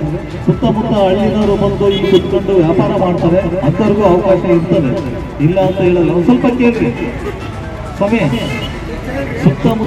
ಸುತ್ತಮುತ್ತ ವ್ಯಾಪಾರ ಮಾಡಿಕೊಂಡು ಬಂದು ಇಲ್ಲೇ ನಾಯಕನಹಟ್ಟಿ ಪಟ್ಟಣದಲ್ಲಿ ವ್ಯಾಪಾರ ಮಾಡಿಕೊಂಡು ಮತ್ತೆ ವಾಪಸ್ ಅವ್ರ ಹಳ್ಳಿಗೆ ಹೋಗ್ತಕ್ಕಂಥ ಜನಕ್ಕೂ ಅವಕಾಶ ಇರ್ತದೆ. ಅಂದರೆ ಇಲ್ಲೇ ವ್ಯಾಪಾರ ಮಾಡಬೇಕು, ಬೇರೆ ಕಡೆ ಮಾಡ್ತಾ ಇಲ್ಲ. ಬೇರೆ ಕಡೆ ನಿಮ್ಮೂರುಗಳಲ್ಲಿ ಮಾಡಿಕೊಂಡು ನಮಗೆ ಸಾಲ ಕೊಡ್ರಿ ಅಂತಂದರೆ ಬ್ಯಾಂಕಲ್ಲಿ ಕೊಡಲ್ಲ. ಹಳ್ಳಿನವ್ರು ಬಂದು ಇಲ್ಲೇ ವ್ಯಾಪಾರ ಮಾಡಬೇಕು ಬೆಳಗಿನಿಂದ ಸಂಜೆವರೆಗೂ. ಆಮೇಲೆ ಅವ್ರ ಊರಿಗೆ ಹೋಗ್ಬೇಕು. ಅಂಥವ್ರಿಗೆ ಒಂದು ಅವಕಾಶ ಇರ್ತದೆ. ಅಂದರೆ ಎಲ್ಲ ಹಳ್ಳಿಗೂ ಕೊಡಕ್ಕೆ ಬರೋದಿಲ್ಲ. ಇದು ಸುತ್ತಮುತ್ತ ಏನು ಪಟ್ಟಣಕ್ಕೆ ಹೊಂದ್ಕೊಂಡಿರ್ತಕ್ಕಂಥ ಹಳ್ಳಿಗಳಲ್ಲಿ ಇದೊಂದು ಅವಕಾಶ ಇರ್ತದೆ. ಉದಾಹರಣೆಗೆ ಏನು ಪಟ್ಟಣ ವ್ಯಾಪ್ತಿ ಸೇರಿದ ಕೆಲವು ಹಳ್ಳಿಗಳು ಅವು ಬಿಟ್ಟು ಅದರ ಪಕ್ಕದಲ್ಲಿ ಇರ್ತಕ್ಕಂಥವ್ರಿಗೆ ಒಂದು ಅವಕಾಶ ಇರುತ್ತೆ. ಇದನ್ನು ಸದುಪಯೋಗ ಪಡಿಸ್ಕೋಬೇಕು ಅಂತ ಹೇಳ್ಬಿಟ್ಟು ನಾವು ಕೇಳ್ಕೊಳ್ತೀವಿ. ಅದೇ ರೀತಿಯಾಗಿ ಈಗ ಅತಿ ಚಿಕ್ಕವಾದ ಚೊಕ್ಕವಾದಂಥ ಈ ಒಂದು ಪಟ್ಟಣ ಇದು. ಈ ಪಟ್ಟಣವನ್ನು ಸಾರ್ವಜನಿಕರು, ಬೀದಿ ಬದಿ ವ್ಯಾಪಾರಸ್ಥರು, ಅಂಗಡಿ ಮುಂಗಟ್ಟುಗಳು, ಡಬ್ಬ ಅಂಗಡಿನವರು ಸುಸಜ್ಜಿತವಾಗಿ ಸ್ವಚ್ಛವಾಗಿ ಇರ್ತಕ್ಕಂಥದ್ದು ನಿಮ್ಮ ಆದ್ಯ ಕರ್ತವ್ಯವಾಗಿರ್ತದೆ. ನೀವು ಬರೋದು 9:30 10 ಗಂಟೆಗೆ ಭಾಗ ತೆಗಿತೀರಿ, ಕಸ ಹೊಡಿತೀರಿ. ಕಸ ಹೊಡೆದಾದ್ಮೇಲೆ ನಿಮ್ಮ ಕಸವನ್ನು ಅಂಗಡಿ ಮುಂದೆ ಚೆಲ್ತೀರಿ. ಆ ಪೇಪರ್ಗಳು, ಮರಳು ಅಂತಕ್ಕಂಥ ಕಸ, ಮಣ್ಣು ಅದನ್ನೆಲ್ಲ ಮುಂದ್ಗಡೆ ಚೆಲ್ತೀರಿ. ದಯಮಾಡಿ ಚೆಲ್ಲಬೇಡ್ರಿ. ನೀವು ಒಂದು ಡಬ್ಬ ಇಟ್ಕೊಳ್ರಿ, ಪೆಟ್ಟಿಗೆದು. ಆ ಡಬ್ಬದಲ್ಲಿ ಹಾಕ್ರಿ. ನಮ್ಮ ಮುನ್ಸಿಪಾಲಿಟಿಯ ವೆಹಿಕಲ್ಗಳು ಬರ್ತವೆ. ಆ ವೆಹಿಕಲ್ಗಳು ಬಂದ ತಕ್ಷಣ ಅದರಲ್ಲಿ ನೀವು ಕಸವನ್ನು ಹಾಕ್ರಿ. ಕಸ ಮಾಡ್ಕೋಬೇಡ್ರಿ. ಸುಮಾರು ಯಾಕೆ ಈ ಮಾತು ಹೇಳ್ಬೇಕಾಗುತ್ತೆ ಅಂತಂದರೆ, ಈಗ ಹೊಸದಾಗಿ ಡೆಂಗ್ಯೂ ಜ್ವರ, ಮಲೇರಿಯಾ ಜ್ವರ, ಹಂದಿ ಜ್ವರ, ಮೆದುಳು ಜ್ವರ, ಈ ಥರ ಹಲವಾರು ರೋಗ ರುಜಿನಗಳು ಈ ಮಳೆಗಾಲ ಆಗಿರ್ತಕ್ಕಂಥ ಒಂದು ಹಿರಿಯೂರು ನವೋದಯ ಶಾಲೆಯಲ್ಲಿ 8ನೇ ತರಗತಿ ವಿದ್ಯಾರ್ಥಿ ಆತ್ಮಹತ್ಯೆ. ನವೋದಯ ಶಾಲೆಯಲ್ಲಿ 8ನೇ ತರಗತಿ ವಿದ್ಯಾರ್ಥಿ ಆತ್ಮಹತ್ಯೆ. ಹೌದು, ಚಿತ್ರದುರ್ಗ ಜಿಲ್ಲೆಯ ಹಿರಿಯೂರು ತಾಲೂಕಿನ ಉಡುಹಳ್ಳಿ ಬಳಿ ಇರುವ ನವೋದಯ ಶಾಲೆಯಲ್ಲಿ 8ನೇ ತರಗತಿ ಓದುತ್ತಿದ್ದ ವಿದ್ಯಾರ್ಥಿ ಆತ್ಮಹತ್ಯೆ ಮಾಡಿಕೊಂಡಿರುವ ಘಟನೆ ನಡೆದಿದೆ. ಓಳಲ್ಕೆರೆ ತಾಲೂಕಿನ ಕೆಂಗುಂಟೆ ಗ್ರಾಮದ ಪ್ರೇಮ್ ಸಾಗರ್ ಎಂಬ 15 ವರ್ಷದ ಬಾಲಕ ಎಂದು ಗುರುತಿಸಲಾಗಿದೆ. ಮೃತ ವಿದ್ಯಾರ್ಥಿಯು 8ನೇ ತರಗತಿಯಲ್ಲಿ ವಿದ್ಯಾಭ್ಯಾಸ ಮಾಡುತ್ತಿದ್ದನು. ಸೀನಿಯರ್ ವಿದ್ಯಾರ್ಥಿಗಳು ಮೃತನಿಗೆ ರೇಗಿಸುತ್ತಿದ್ದರು ಎಂಬ ಕಾರಣಕ್ಕೆ ಆತ್ಮಹತ್ಯೆ ಮಾಡಿಕೊಂಡಿದ್ದಾನೆ ಎಂದು ಪ್ರಾಥಮಿಕ ಮಾಹಿತಿಯಿಂದ ತಿಳಿದುಬಂದಿದೆ. ಆದರೆ ಪೊಲೀಸರ ತನಿಖೆಯಿಂದ ಹೆಚ್ಚಿನ ಮಾಹಿತಿ ತಿಳಿದು ಬರಬೇಕಿದೆ. ಘಟನಾ ಸ್ಥಳಕ್ಕೆ ಹಿರಿಯೂರು ಪೊಲೀಸರು ಭೇಟಿ ನೀಡಿದ್ದು ಪರಿಶೀಲನೆ ನಡೆಸುತ್ತಾರೆ. ಹಿರಿಯೂರು ಗ್ರಾಮಾಂತರ ಪೊಲೀಸ್ ಠಾಣಾ ವ್ಯಾಪ್ತಿಯಲ್ಲಿ ಪ್ರಕರಣ ನಡೆದಿದೆ. Suresh Belagere, N54 news bureau, Chitradurga. ಕೋರಮಂಗಲದಲ್ಲಿ ಆಟೋ ಚಾಲಕರಿಂದ ಬೈಕ್ ಸವಾರನ ಮೇಲೆ ಹಲ್ಲೆ. ಆಟೋ ಚಾಲಕರಿಂದ ಬೈಕ್ ಸವಾರನ ಮೇಲೆ ಹಲ್ಲೆ. ಜುಲೈ 8ರಂದು ರಾತ್ರಿ ನಡೆದಿರುವ ಘಟನೆ. ಕೋರಮಂಗಲ ಜ್ಯೋತಿ ನಿವಾಸ ಕಾಲೇಜ್ ರಸ್ತೆಯಲ್ಲಿ ಕೃತ್ಯ. ಬೈಕ್ ಸವಾರರ ಮೇಲೆ ಹಲ್ಲೆ ಮಾಡಿರುವ ಆಟೋ ಚಾಲಕರು. ಘಟನೆಗೆ ನಿಖರ ಕಾರಣ ಇನ್ನೂ ತಿಳಿದು ಬಂದಿಲ್ಲ. ಕೋರಮಂಗಲ ಪೊಲೀಸ್ ಠಾಣಾ ವ್ಯಾಪ್ತಿಯಲ್ಲಿ ಈ ಘಟನೆ ನಡೆದಿದೆ. Vedamurthy, NKSTV4 news, Bengaluru. ಭಾರಿ ಮಳೆ ಇದ್ದರೂ ಜಲಪಾತಗಳಿಗೆ ನಿರ್ಬಂಧ ಇದ್ದರೂ ಜನರು ಮಾತ್ರ ಜಲಪಾತಗಳಲ್ಲಿ ಮೋಜು ಮಸ್ತಿಯಲ್ಲಿ ತೊಡಗಿಸಿಕೊಂಡಿದ್ದಾರೆ. ನಿರ್ಬಂಧ ಇದ್ರೂ ಜಲಪಾತಗಳಲ್ಲಿ ಮೋಜು ಮಸ್ತಿ. ಭಾರಿ ಮಳೆಯ ಹಿನ್ನೆಲೆಯಲ್ಲಿ ಬೆಳಗಾವಿ, ಕೊಡಗು, ದಕ್ಷಿಣ ಕನ್ನಡ, ಉತ್ತರ ಕರ್ನಾಟಕ, ಚಿಕ್ಕಮಗಳೂರು, ಶಿವಮೊಗ್ಗ ಹಲವೆಡೆ ಜಲಪಾತಗಳ ವೀಕ್ಷಣೆಗೆ ನಿರ್ಬಂಧ ವಿಧಿಸಲಾಗಿದೆ. ಆದರೆ ಪ್ರವಾಸಿಗರು ಯಾವುದನ್ನ ಲೆಕ್ಕಿಸದೆ ದೌಡಾಯಿಸುತ್ತಿದ್ದಾರೆ. ಭದ್ರತಾ ಸಿಬ್ಬಂದಿಯ ಕಣ್ಣು ತಪ್ಪಿಸಿ ಮೋಜು ಮಸ್ತಿಗೆ ಇಳಿದಿದ್ದಾರೆ. ಗೋಕಾಕ್ ಜಲಪಾತದಲ್ಲೂ ಪ್ರವಾಸಿಗರು ಬಂಡೆಯ ಮೇಲೆ ಜಲಪಾತದ ತುದಿಗೆ ತೆರಳುತ್ತಿದ್ದಾರೆ. ಫೋಟೋ ಸೆಲ್ಫಿಗೆ ಮುಗಿಬಿದ್ದಿದ್ದಾರೆ. ಈ ಹಿಂದೆ ಅನಾಹುತಗಳಾಗಿದ್ರೂ ಜನ ಎಚ್ಚೆತ್ತುಕೊಂಡಿಲ್ಲ. Vedamurthy, NKSTV4 news, Bengaluru. ಹೊಸಕೋಟೆಯ ಟೌನ್ ವಿವಿಧೋದ್ದೇಶ ಪ್ರಾಥಮಿಕ ಗ್ರಾಮೀಣ ಕೃಷಿ ಸಹಕಾರ ಸಂಘ 1.51 ಕೋಟಿ ನಿವ್ವಳ ಲಾಭ ಗಳಿಸಿದ್ದು ತಾಲೂಕಿನಲ್ಲಿ ಕೃಷಿ ಸಾಲ ಕಡಿಮೆಯಾಗಿದೆ. ಹೊಸಕೋಟೆ ಟೌನ್ನ ವಿವಿಧೋದ್ದೇಶ ಪ್ರಾಥಮಿಕ ಗ್ರಾಮೀಣ ಕೃಷಿ ಸಹಕಾರ ಸಂಘ 1.51 ಕೋಟಿ ನಿವ್ವಳ ಲಾಭ ಗಳಿಸಿದ್ದು ತಾಲೂಕಿನಲ್ಲಿ ಕೃಷಿ ಸಾಲ ಕಡಿಮೆಯಾಗಿ ಕೃಷಿ ಚಟುವಟಿಕೆಗಳು ಕೂಡ ಕಡಿಮೆಯಾಗಿದೆ ಎಂದು ಶಾಸಕ ಶರತ್ ಬಚ್ಚೇಗೌಡ ತಿಳಿಸಿದರು. ಹೊಸಕೋಟೆ ನಗರದ ಖಾಸಗಿ ಸಭಾಂಗಣದಲ್ಲಿ ಹಮ್ಮಿಕೊಳ್ಳಲಾಗಿದ್ದ ಸರ್ವ ಸದಸ್ಯರ ವಾರ್ಷಿಕ ಮಹಾಸಭೆಯಲ್ಲಿ ಉದ್ದೇಶಿಸಿ ಮಾತನಾಡಿದ ಶಾಸಕರು, ಹೊಸಕೋಟೆ ಇತ್ತೀಚೆಗೆ ವೇಗವಾಗಿ ಬೆಳೆಯುತ್ತಿದ್ದು ವಾಣಿಜ್ಯ ಚಟುವಟಿಕೆಗಳು ಗೆದರಿವೆ. ಸಹಕಾರ ಸಂಘದಲ್ಲಿ ಕೃಷಿ ಸಾಲದ ಪ್ರಮಾಣ ಗಣನೀಯವಾಗಿ ಕುಸಿದಿದ್ದು ಕೃಷಿ ಚಟುವಟಿಕೆಗಳು ಕೂಡ ಕಡಿಮೆಯಾಗಿದ್ದು ಯುವಕರು ಕೃಷಿ ಮತ್ತು ಸಹಕಾರಿ ಕ್ಷೇತ್ರ ಎರಡರಲ್ಲೂ ಕೂಡ ತೊಡಗಿಸಿಕೊಳ್ಳಬೇಕು. ಆಗ ಮಾತ್ರ ಆರ್ಥಿಕ ಮತ್ತು ಆಹಾರ ಸ್ವಾವಲಂಬನೆ ಆಗುತ್ತದೆ. ಅಲ್ಲದೆ ಸಂಘದ ಕಾರ್ಯ ಚಟುವಟಿಕೆಗಳು ಪಾರದರ್ಶಕವಾಗಿದ್ದು ಸಂಘವನ್ನ ಯಶಸ್ವಿಯಾಗಿ ನಡೆಸುತ್ತಿರುವ ಆಡಳಿತ ಮಂಡಳಿ ಬಗ್ಗೆ ಮೆಚ್ಚುಗೆ ವ್ಯಕ್ತಪಡಿಸಿದರು. ಇನ್ನು ಸಂಘದ ಅಧ್ಯಕ್ಷರಾದ ಕೃಷ್ಣಮೂರ್ತಿ ಅವರು ಮಾತನಾಡಿ 1995ರಲ್ಲಿ ರೇಷ್ಮೆ ಬೆಳೆಗಾರರ ಹಾಗೂ ರೈತರ ಸೇವಾ ಸಹಕಾರ ಸಂಘ ಎಂದು ನೋಂದಣಿಯಾಗಿ ವಾಣಿಜ್ಯ ವ್ಯವಹಾರಗಳು ಹೆಚ್ಚಾದ ಕಾರಣದಿಂದ ಹೊಸಕೋಟೆ ಟೌನ್ನ ವಿವಿಧೋದ್ದೇಶ ಪ್ರಾಥಮಿಕ ಗ್ರಾಮೀಣ ಕೃಷಿ ಸಹಕಾರ ಸಂಘ ಎಂದು ಮರುನಾಮಕರಣ ಮಾಡಿದ್ದು 5161 ಸದಸ್ಯರನ್ನ ಹೊಂದಿ ತಾಲೂಕಿನಲ್ಲಿ 9 ಶಾಖೆಗಳ ಮುಖಾಂತರ ಸೇವೆ ನೀಡುತ್ತಿದ್ದು 2010ರಲ್ಲಿ ನಷ್ಟದಲ್ಲಿದ್ದ ಸಂಘವು ನಮ್ಮ ಅವಧಿಯನ್ನ 1.51 ಕೋಟಿ ಲಾಭ ಗಳಿಸಿದ್ದು ಸುಸಜ್ಜಿತವಾದ ಸ್ವಂತ ಕಟ್ಟಡ ಮತ್ತು ವಾಣಿಜ್ಯ ಮಳಿಗೆಯನ್ನ ನಿರ್ಮಿಸಿದ್ದು ಸದಸ್ಯರ ಮಕ್ಕಳಿಗೆ ಪ್ರತಿಭಾ ಪುರಸ್ಕಾರ ಹಾಗೂ ಮರಣ ಹೊಂದಿದ ಷೇರುದಾರರಿಗೆ 500 ರೂಪಾಯಿ ಮರಣ ನಿಧಿಯನ್ನ ನೀಡಲಾಗುತ್ತಿದೆ ಎಂದರು. 2000 ರೇಷ್ಮೆ ಬೆಳೆಗಾರರ ಸಹಕಾರ ಸಂಘದ ನಿಯಮಿತ ಬ್ಯಾಂಕ್ ಲಿಮಿಟೆಡ್ ಅಂತಿತ್ತು. ಅದು ಈಗ 2023-24ರಲ್ಲಿ ಬೈಲಾ ಮಲ್ಟಿಪ್ಲೆಕ್ಸ್ ಅಂತ ಈ ವಿದ್ಯೋದ್ದೇಶ ಅಂದರೆ ನಾವೇನು ಬೇಕಾಗಿದ್ರೂ ರೈತರ ಪರ ಬಿಟ್ಟು ಬೇರೆ ಚಟುವಟಿಕೆಗಳು ನಡೆಸ್ಬೋದು ಅಂತ ಈಗ ಅದು ನೇಮ್ ಚೇಂಜ್ ಆಗಿದೆ. 2001 ಇಲ್ಲಾಂದರೆ 1900 ರೇಷ್ಮೆ ಬೆಳೆಗಾರ ನಿಮ್ಮದು 1976ರಲ್ಲಿ ರೇಷ್ಮೆ ಬೆಳೆಗಾರರ ಸಹಕಾರ ಸಂಘದ ಅಂತ ಒಂದು ಸ್ಥಾಪನೆ. ನಾವು 2009-10ರಲ್ಲಿ ನಾವು ಈ ಅಧ್ಯಕ್ಷರಾಗಿ ಅವತ್ತು ಪ್ರಥಮ ಬಂದಾಗ ಒಂದು 4 ಲಕ್ಷ ಚಿಲ್ಲರೆ ನಾವು ಸಿ ಗ್ರೇಡಲ್ಲಿ ಇತ್ತು. ನಾವು ಪ್ರಾಫಿಟ್ ಇರಲಿಲ್ಲ. ಅದು ತದನಂತರ ನೆಕ್ಸ್ಟ್ ಒಂದು 20-25 ಲಕ್ಷ ಎರಡನೇ ಅವಧಿಗೆ, ಮೂರನೇ ಅವಧಿಗೆ 70 ಲಕ್ಷ 80 ಲಕ್ಷ 1 ಕೋಟಿ, ಈಗ 1,52,00,000. ನಮ್ಮ ಬೇಚರ್ ಗ್ರಾಮ ಸೇರಿ 41 ಗ್ರಾಮ ಮತ್ತು ನಮ್ಮ ಹೊಸಕೋಟೆ ಟೌನು. ನಮ್ಮ ಬ್ಯಾಂಕಿನಲ್ಲಿ ಸುಮಾರು ರೈತರ 0% 8.5 ಕೋಟಿ ನಾವು ಈಗಾಗಲೇ BDCC ಬ್ಯಾಂಕಿಂದ ನಬಾರ್ಡು ಬರೋಂಥ ಸ್ಕೀಮಲ್ಲಿ ರೈತರಿಗೆ ನಾವು ಕೊಟ್ಟಿದ್ದೀರಿ. ಸುಮಾರು ಒಂದು 3,000 to 4,000 ಸೇವಿಂಗ್ಸ್ ಬ್ಯಾಂಕ್ ಚಟುವಟಿಕೆಗಳು ನಡೀತದೆ. ಅದು ಎಲ್ಲ ನಡೆಯೋದ್ರಿಂದ ನಮ್ಮ ಬ್ಯಾಂಕು, ನಮ್ಮ ಸಿಬ್ಬಂದಿ ಮತ್ತು ನಮ್ಮ ಜೊತೆಯಲ್ಲಿ ನಿರ್ದೇಶಕರು ಎಲ್ಲ ಸಹಕಾರದೊಂದಿಗೆ ಇವತ್ತು 2023-24 ಬೆಂಗಳೂರು ಗ್ರಾಮಾಂತರದಲ್ಲಿ ಏನು VSS ಇರ್ಬೋದು, ರೇಷ್ಮೆ ಬೆಳೆಗಾರರು ಇರ್ಬೋದು, ನಮ್ಮ DCC ಬ್ಯಾಂಕ ಒತ್ತುಕೊಂಡಿರೋಂಥ ಈ VSS ಬ್ಯಾಂಕ್ಗಳು, SFCS ಬ್ಯಾಂಕ್ಗಳಲ್ಲಿ ಇವತ್ತು ಸೆಪ್ಟೆಂಬರ್ 25 ಒಳಗಡೆ ಮಾಡ್ತಿದ್ರಿ. ನಮ್ಮ ಆಡಿಟ್ ವರದಿ 3 ತಿಂಗಳಿಗಿಂತ ಮುಂಚೆ ಬಂದು ನಮ್ಗೆ ಈ ಆಷಾಢ ಮಾಸದಲ್ಲಿ ಇವತ್ತು ಆಗಿ ನಮ್ಮ ಸರ್ವ ಸದಸ್ಯರು ಮತ್ತು ವಾರ್ಷಿಕ ಮಹಾಸಭೆಗೆ 5,000 ಸದಸ್ಯರಲ್ಲಿ ಸುಮಾರು 60-70% ಬಂದು ರುಜುವಾಕಿ ಅವರು ಪ್ರಶ್ನೆ ಮತ್ತು ನಾವು ಕ್ವಶನ್ಗೆ ಆನ್ಸರ್ ಕೊಟ್ಟಂಥದ್ದು ಕೆಲವು ತಿದ್ದುಪಡಿಗಳು ಹೇಳಿದ್ದಾರೆ. ಮುಂದಿನ ವಾರ್ಷಿಕ ಮಹಾಸಭೆಯಲ್ಲಿ ಅದನ್ನು ತಂದು ಅದ್ರ ಜೊತೆಯಲ್ಲಿ ಇವತ್ತು ಏನು ನಮ್ಮ ಸದಸ್ಯರ ಇದರಲ್ಲಿ ಆಡಳಿತ ಇದರಲ್ಲಿ ಅವರು ಸೇವಿಂಗ್ಸ್ ಅಕೌಂಟ್ ಇರ್ಬೋದು, NFS ಅಕೌಂಟು ಅವ್ರಿಗೆ ಡಿವಿಡೆಂಡ್ 25% ಇವತ್ತು ಘೋಷಣೆ ಮಾಡಿ ನಾಳೆ ಅಕೌಂಟ್ಗೆ ಅವ್ರಿಗೆ ಸೀದಾ ಹೋಗುತ್ತೆ. ಜೊತೆಯಲ್ಲಿ ಇವತ್ತು ನಮ್ಮ ನಿರ್ದೇಶಕರು ಸೇರಿ, ಮಾಜಿ ಅಧ್ಯಕ್ಷರೆಲ್ಲ ಸೇರಿ ಇಲ್ಲ ಮರಣ ಮಾಸನ 5,000 ರೂಪಾಯಿ ಅಂತ ಘೋಷಣೆ ಮಾಡಿ ಅಂತೇಳಿ ಇವತ್ತು ಅದನ್ನು ಘೋಷಣೆ ಮಾಡಿದ್ದೀರಿ. ಇಷ್ಟೆಲ್ಲ ಆದಾಗ ನಮ್ಮ ಜನಪ್ರಿಯ ಶಾಸಕರು ಬಂದು ನಮಗೂ ಸಲಹೆ ಕೊಟ್ಟು ಮತ್ತು ಅವರು ಒಂದು ಭಾಷಣ ಮಾಡಿದ್ರು. ಮತ್ತು ನಮ್ಮ ಮಾಜಿ ಸಂಸದರು ಮತ್ತು ಹಿರಿಯರು ಬಚ್ಚೇಗೌಡರು, ಈ ತಾಲೂಕಿನ ಸಹಕಾರ ಬಂಧುಗಳು ಅವರು ಜಾಗ ಕೊಟ್ಟು APCMS ಅದ್ರ ಜೊತೆಯಲ್ಲಿ ನಮ್ಮನ್ನೆಲ್ಲ ಅವ್ರ ಮಾರ್ಗದರ್ಶನದಲ್ಲಿ ಇವತ್ತು ಆಗಿ ಆಯಿತು ಅಂತ ನಮ್ಗೆ ಭಾಳ ಸಂತೋಷ ಆಗುತ್ತೆ. ಇವತ್ತು ಸರ್ ಎಷ್ಟು ಬ್ರಾಂಚ್ ಇದೆ ಸರ್ ತಾಲೂಕಲ್ಲಿ? 9 ಬ್ರಾಂಚ್ ಇದೆ.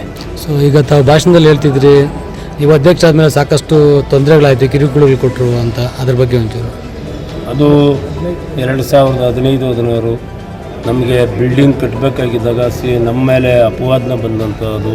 ನಮ್ಮ ವಿರೋಧಿ ಶಾಸಕರು, ನಮ್ಮ ಶಾಸಕರು ಬಚ್ಚೇಗೌಡರು ಸೋತ ಮೇಲೆ ನಮ್ಮ BJP ಗೌರ್ಮೆಂಟು ನಾವಿದ್ರಿ, ಅವ್ರು ಕಾಂಗ್ರೆಸ್ ಗೌರ್ಮೆಂಟಲ್ಲಿ ಇದ್ದಾಗ 29C ಕೊಡಿಸಿದ್ರು, 64 ಕೊಟ್ಟರು. ನಾವು 68ಅಲ್ಲಿ ಪಾರದರ್ಶಕವಾಗಿ ಅದು ಸುಮಾರು 2,003 ವರ್ಷ ಎನ್ಕ್ವೈರಿ ಆಗಿ ಪಾರದರ್ಶಕವಾಗಿ ಸರ್ಟಿಫಿಕೇಟ್ ಬಂತು.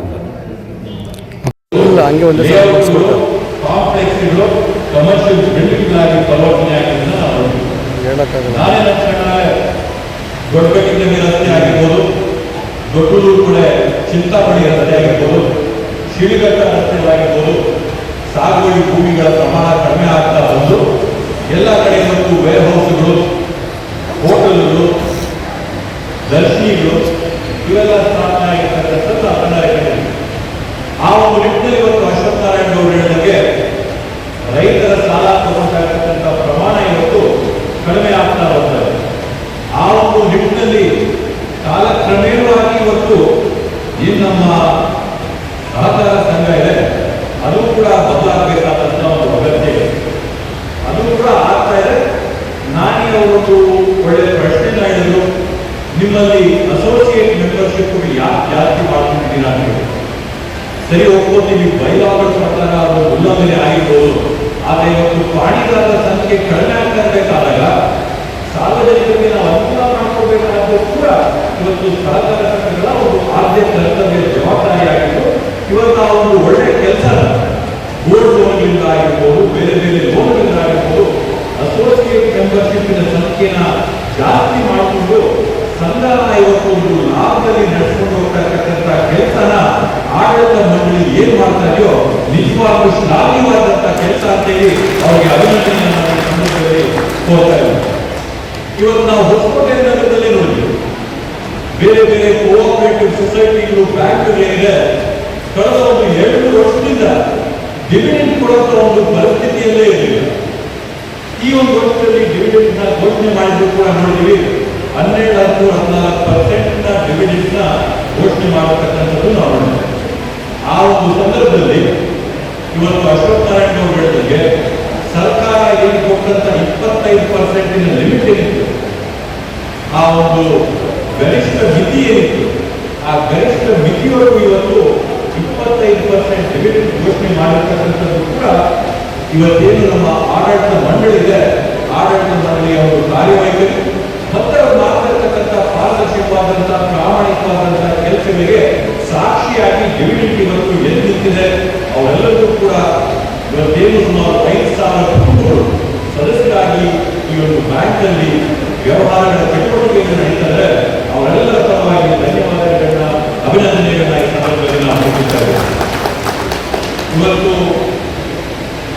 ಮಾತಾಡಬೇಕಾದಂತಹ ಸಂದರ್ಭದಲ್ಲಿ ನಿಜವಾಗ್ಲೂ ಇವತ್ತೇನು ನಮಗೆ ಇವಾಗ ಹೊಸಕೋಟೆ ವಿವಿಧ ದೇಶದ ಒಂದು ಸಂಘ ಆಗಿರ್ಬೋದು, ರಾಜ್ಯದಲ್ಲೇ ಪಾರದರ್ಶಕವಾದಂತಹ ರಾಜ್ಯದಲ್ಲೇ ಒಂದು ಪ್ರಪ್ರಥಮವಾದಂತಹ ಪ್ರಯೋಗಗಳನ್ನ ಮಾಡಿದಂತಹ ಒಂದು ಬ್ಯಾಂಕ್ ಕೋಪರೇಟಿವ್. ಇವತ್ತು ನಾವು ನೋಡ್ಬೇಕಂತಂದ್ರೆ ದಲಿತರಿಗೆ ಈ ಒಂದು ಲೋನ್ ಕೊಡುವುದರಲ್ಲಿ ಪ್ರಪ್ರಥಮವಾದಂತಹ ರಾಜ್ಯದಲ್ಲೇ ಯಾವುದಾದ್ರೂ ಒಂದು ಸಹಕಾರ ಸಂಘ ಇದ್ರೆ ಅದನ್ನ ಹೊಸಕೋಟೆಯಲ್ಲಿರ್ತಕ್ಕಂಥ ಸಹಕಾರ ಸಂಘ ಅಂತೇಳಿ ಕರ್ನಾಟಕ ರಾಜ್ಯದಲ್ಲೇ ಪ್ರಪ್ರಥಮವಾದಂತಹ ಒಂದು ಸಹಕಾರ ಸಂಘ. ಈ ಒಂದು ಒಳ್ಳೆ ಇತಿಹಾಸ ಇಟ್ಕೊಂಡು ಬಂದಿರತಕ್ಕಂಥ ಸಂಘ 49 ವರ್ಷಗಳನ್ನ ಈಗಾಗಲೇ ನಾವು ಮುಸ್ಲಿಂ 50 ವರ್ಷಕ್ಕೆ ಹೆಜ್ಜೆನ ಹೇಳ್ತಾ ಇದ್ದೀವಿ. ಕರೋನಾದ ಈ ಒಂದು GBM ಉದ್ದೇಶಿಸಿ ಮಾತಾಡಕ್ಕೆ ನಮ್ಗೆ ಅವಕಾಶ ಸಿಕ್ಕಿಲ್ಲ. TAPC ಇದ್ದಾಗ ನಾವು ಧನ್ಯವಾದ ಹೇಳ್ತೀವಿ. ಆದರೆ ಏನಿವತ್ತು ಹೊಸಕೋಟೆಯಲ್ಲಿರ್ತಕ್ಕಂಥ ರೇಷ್ಮೆ ಬೆಳೆದ ಸಹಕಾರ ಸಂಘ ಇತ್ತು, ಕರೋನಾ ಆದಂಥ ಸಂದರ್ಭದಲ್ಲಿ ನನ್ನ ಅಂದಾಜು ಪ್ರಪ್ರಥಮವಾಗಿ ನಿಂತು ಧನ ಸಹಾಯನ ಮಾಡತಕ್ಕಂಥದ್ದು, ಆಹಾರ ಕಿಟ್ಗಳನ್ನ ಕೊಟ್ಟಿದ್ದಂಥದ್ದು, ಲಸಿಕೆಗಳಿಗೋಸ್ಕರ ಸಹಾಯ ಮಾಡತಕ್ಕಂಥ ಪ್ರಪ್ರಥಮವಾದಂತಹ ಸಂಘ ನಮ್ಮ SFCS ಅಂತೇಳಿ ಈ ಸಂದರ್ಭದಲ್ಲಿ ನಾವು ಹೇಳಬೇಕಾಗ್ತದೆ. ಯಾಕಂತಂದ್ರೆ ಸಮಾಜಮುಖಿಯಾದಂತಹ ಎಲ್ಲ ಕೆಲಸಗಳನ್ನ ಮಾಡ್ಕೊಂಡು ಬಂದಿರತಕ್ಕಂಥ ಈ ಒಂದು ಸಂಘ ಮುಂದಿನ ದಿನಗಳಲ್ಲಿ ಏನಿರತಕ್ಕಂಥ ಬದಲಾದಂತಹ ಪರಿಸ್ಥಿತಿಗಳಲ್ಲಿ ಈ ಕಾಲಕ್ಕೆ ಬೇಕಾದಂತಹ ವ್ಯವಸ್ಥೆಗಳು ಯಾವ ರೀತಿಯಲ್ಲಿ ನೀವು ನಡ್ಕೊಂಡು ಹೋಗ್ತೀರಾ, ಯಾವ ರೀತಿಯಲ್ಲಿ ನೀವು ಬದಲಾವಣೆಯನ್ನ ತರ್ತೀರಾ, ಕೃಷಿ ಲೋನ್ಗಳು, ರೈತ ಲೋನ್ಗಳ ಮೇಲೆ ಆಧಾರಿತವಾಗಿ ಈ ಒಂದು ಸಂಸ್ಥೆನ ನಡೆಸಕ್ಕೆ ಸಾಧ್ಯವಾಗಲಿಲ್ಲ. ಇನ್ನ ಒಂದು ಬೇರೆ ರೀತಿಯಾದಂತಹ ಬದಲಾವಣೆಗಳನ್ನ ತರಬೇಕಾಗುತ್ತೆ. ಒಂದು ಸಮಾಧಾನ ತರುವಂಥದ್ದು ಅಥವಾ ಒಂದು ಒಳ್ಳೆ ಶುಭವಾದಂತಹ ಬೆಳವಣಿಗೆ ಅಂತಂದ್ರೆ ಇವತ್ತು ಸುಮಾರು 139 ಕೋಟಿ ರೂಪಾಯಿಗಳಷ್ಟು ಹಣ ಸಾರ್ವಜನಿಕರು ವಿಶ್ವಾಸನ ಇಟ್ಟು, ನಂಬಿಕೆನ ಇಟ್ಟು ಠೇವಣಿಯಾಗಿ ಈ ಒಂದು ಸಂಸ್ಥೆಯಲ್ಲಿದ್ದವರು. 139 ಕೋಟಿ ಏನು ಸಣ್ಣ ಪ್ರಮಾಣದ ಹಣ, 139 ಕೋಟಿ ರೈತರು ತಮ್ಮ ಜಮೀನುಗಳನ್ನ ಯಾವಾಗ ಇಲ್ಲಿ NHA ಕಳ್ಕೊಂಡಂತದ್ದಾಗಿರ್ಬೋದು, ಬೇರೆ ಬೇರೆ ಹಣ ಬಂದಂತದ್ದಾಗಿರ್ಬೋದು, ರಾಷ್ಟ್ರೀಕೃತ ಬ್ಯಾಂಕ್ಗಳಲ್ಲಿ ಇಡೋದು ಬಿಟ್ಟು ಇವತ್ತು 139 ಕೋಟಿ ತಂದು SFCS ನಿಂತಿದ್ದಾರೆ. ಇವತ್ತು ಎಷ್ಟು ವಿಶ್ವಾಸ ಈ ಒಂದು ಸಂಸ್ಥೆ ಮೇಲೆ, ಎಷ್ಟು ಜವಾಬ್ದಾರಿ ಈ ಒಂದು ಆಡಳಿತ ಮಂಡಳಿ ಮೇಲೆ ಇರ್ತದೆ ಅಂತ ಹೇಳಿ ನಾವು ಯೋಚನೆ ಮಾಡಬೇಕಾಗುತ್ತೆ. ಅದು ಕೂಡ ರಾಷ್ಟ್ರೀಕೃತವಾದಂತಹ ಕೇಂದ್ರೀಕೃತವಾದಂತಹ ಬ್ಯಾಂಕ್ಗಳು 6.7% ಇಂಟ್ರೆಸ್ಟ್ ಬಡ್ಡಿ ದರ ಕೊಡ್ತಾ ಇರಬೇಕಾದ್ರೆ ಇಲ್ಲಿ ಸೀನಿಯರ್ ಸಿಟಿಜನ್ಸ್ಗೆ 9% ಇಂಟ್ರೆಸ್ಟ್ ನ ಕೊಡುವಂತ ಕೆಲಸ ಮಾಡ್ತಿದ್ರೆ, ಅದರಿಂದ ಅತ್ಯಂತ ಒಳ್ಳೆ ಕೆಲಸನ ಮಾಡ್ತಿದ್ರೆ. ವಿಶೇಷವಾಗಿ ನಾನೊಬ್ಬ ಶಾಸಕನಾಗಿ ಮತ್ತೆ SFCS ಸದಸ್ಯನಾಗಿ ಎರಡು ರೀತಿಯಲ್ಲಿ ಕೂಡ ಸಂಘ ನೀಡತಕ್ಕಂಥ ಸಮಾಧಾನ ಇದೆ ಅಂತ ಈ ಸಂದರ್ಭದಲ್ಲಿ ಹೇಳ್ತಾ, ಚಳ್ಳಕೆರೆಯ ದೇವರೆಡ್ಡಿ ಹಳ್ಳಿಯ ಗ್ರಾಮ ಪಂಚಾಯಿತಿಯಲ್ಲಿ 21 ಲಕ್ಷ ಹಗರಣದ ಆರೋಪ ಕೇಳಿ ಬಂದಿದೆ. ದೇವರೆಡ್ಡಿ ಹಳ್ಳಿಯ ಗ್ರಾಮ ಪಂಚಾಯಿತಿಯಲ್ಲಿ 21 ಲಕ್ಷ ಹಣದ ಆರೋಪ. ದೇವರೆಡ್ಡಿ ಹಳ್ಳಿ ಗ್ರಾಮ ಪಂಚಾಯಿತಿಯಲ್ಲಿ ದಾಖಲೆ ಇಲ್ಲದ ಸುಮಾರು 21 ಲಕ್ಷ ಹಣ ಡ್ರಾ ಮಾಡಿರುವ ಗಂಭೀರವಾದ ಆರೋಪ. ಪಿಡಿಒ ಮೇಲೆ ಹಾಲಿ ಸದಸ್ಯರಿಂದ ಗಂಭೀರವಾದ ಆರೋಪ. ಪಿಡಿಒ ಅವರನ್ನ ಅಮಾನತು ಮಾಡಿ ನಂತರ ತನಿಖೆಗೆ ಆಗ್ರಹ. ಜಿಲ್ಲಾ ಪಂಚಾಯಿತಿ ಮುಖ್ಯ ಕಾರ್ಯನಿರ್ವಾಹಕ ಅಧಿಕಾರಿಗಳಿಗೆ ತಾಲೂಕಾ ಪಂಚಾಯಿತಿ ಇಒಗೆ ಮನವಿ ಮಾಡಿದ ಗ್ರಾಮಸ್ಥರು. ಗ್ರಾಮಗಳ ಸರ್ವತೋನ್ಮುಖ ಅಭಿವೃದ್ಧಿಗೆ ಕಂಕಣ ಬದ್ಧರಾಗಬೇಕಾದ ಗ್ರಾಮ ಪಂಚಾಯಿತಿ ಅಭಿವೃದ್ಧಿ ಅಧಿಕಾರಿಗಳು ಗ್ರಾಮ ಪಂಚಾಯಿತಿಯ ಹಣವನ್ನ ದುರುಪಯೋಗ ಪಡಿಸಿಕೊಳ್ಳುವ ಪ್ರಕರಣಗಳು ರಾಜ್ಯದಲ್ಲಿ ವರದಿಯಾಗುತ್ತಲೇ ಇವೆ.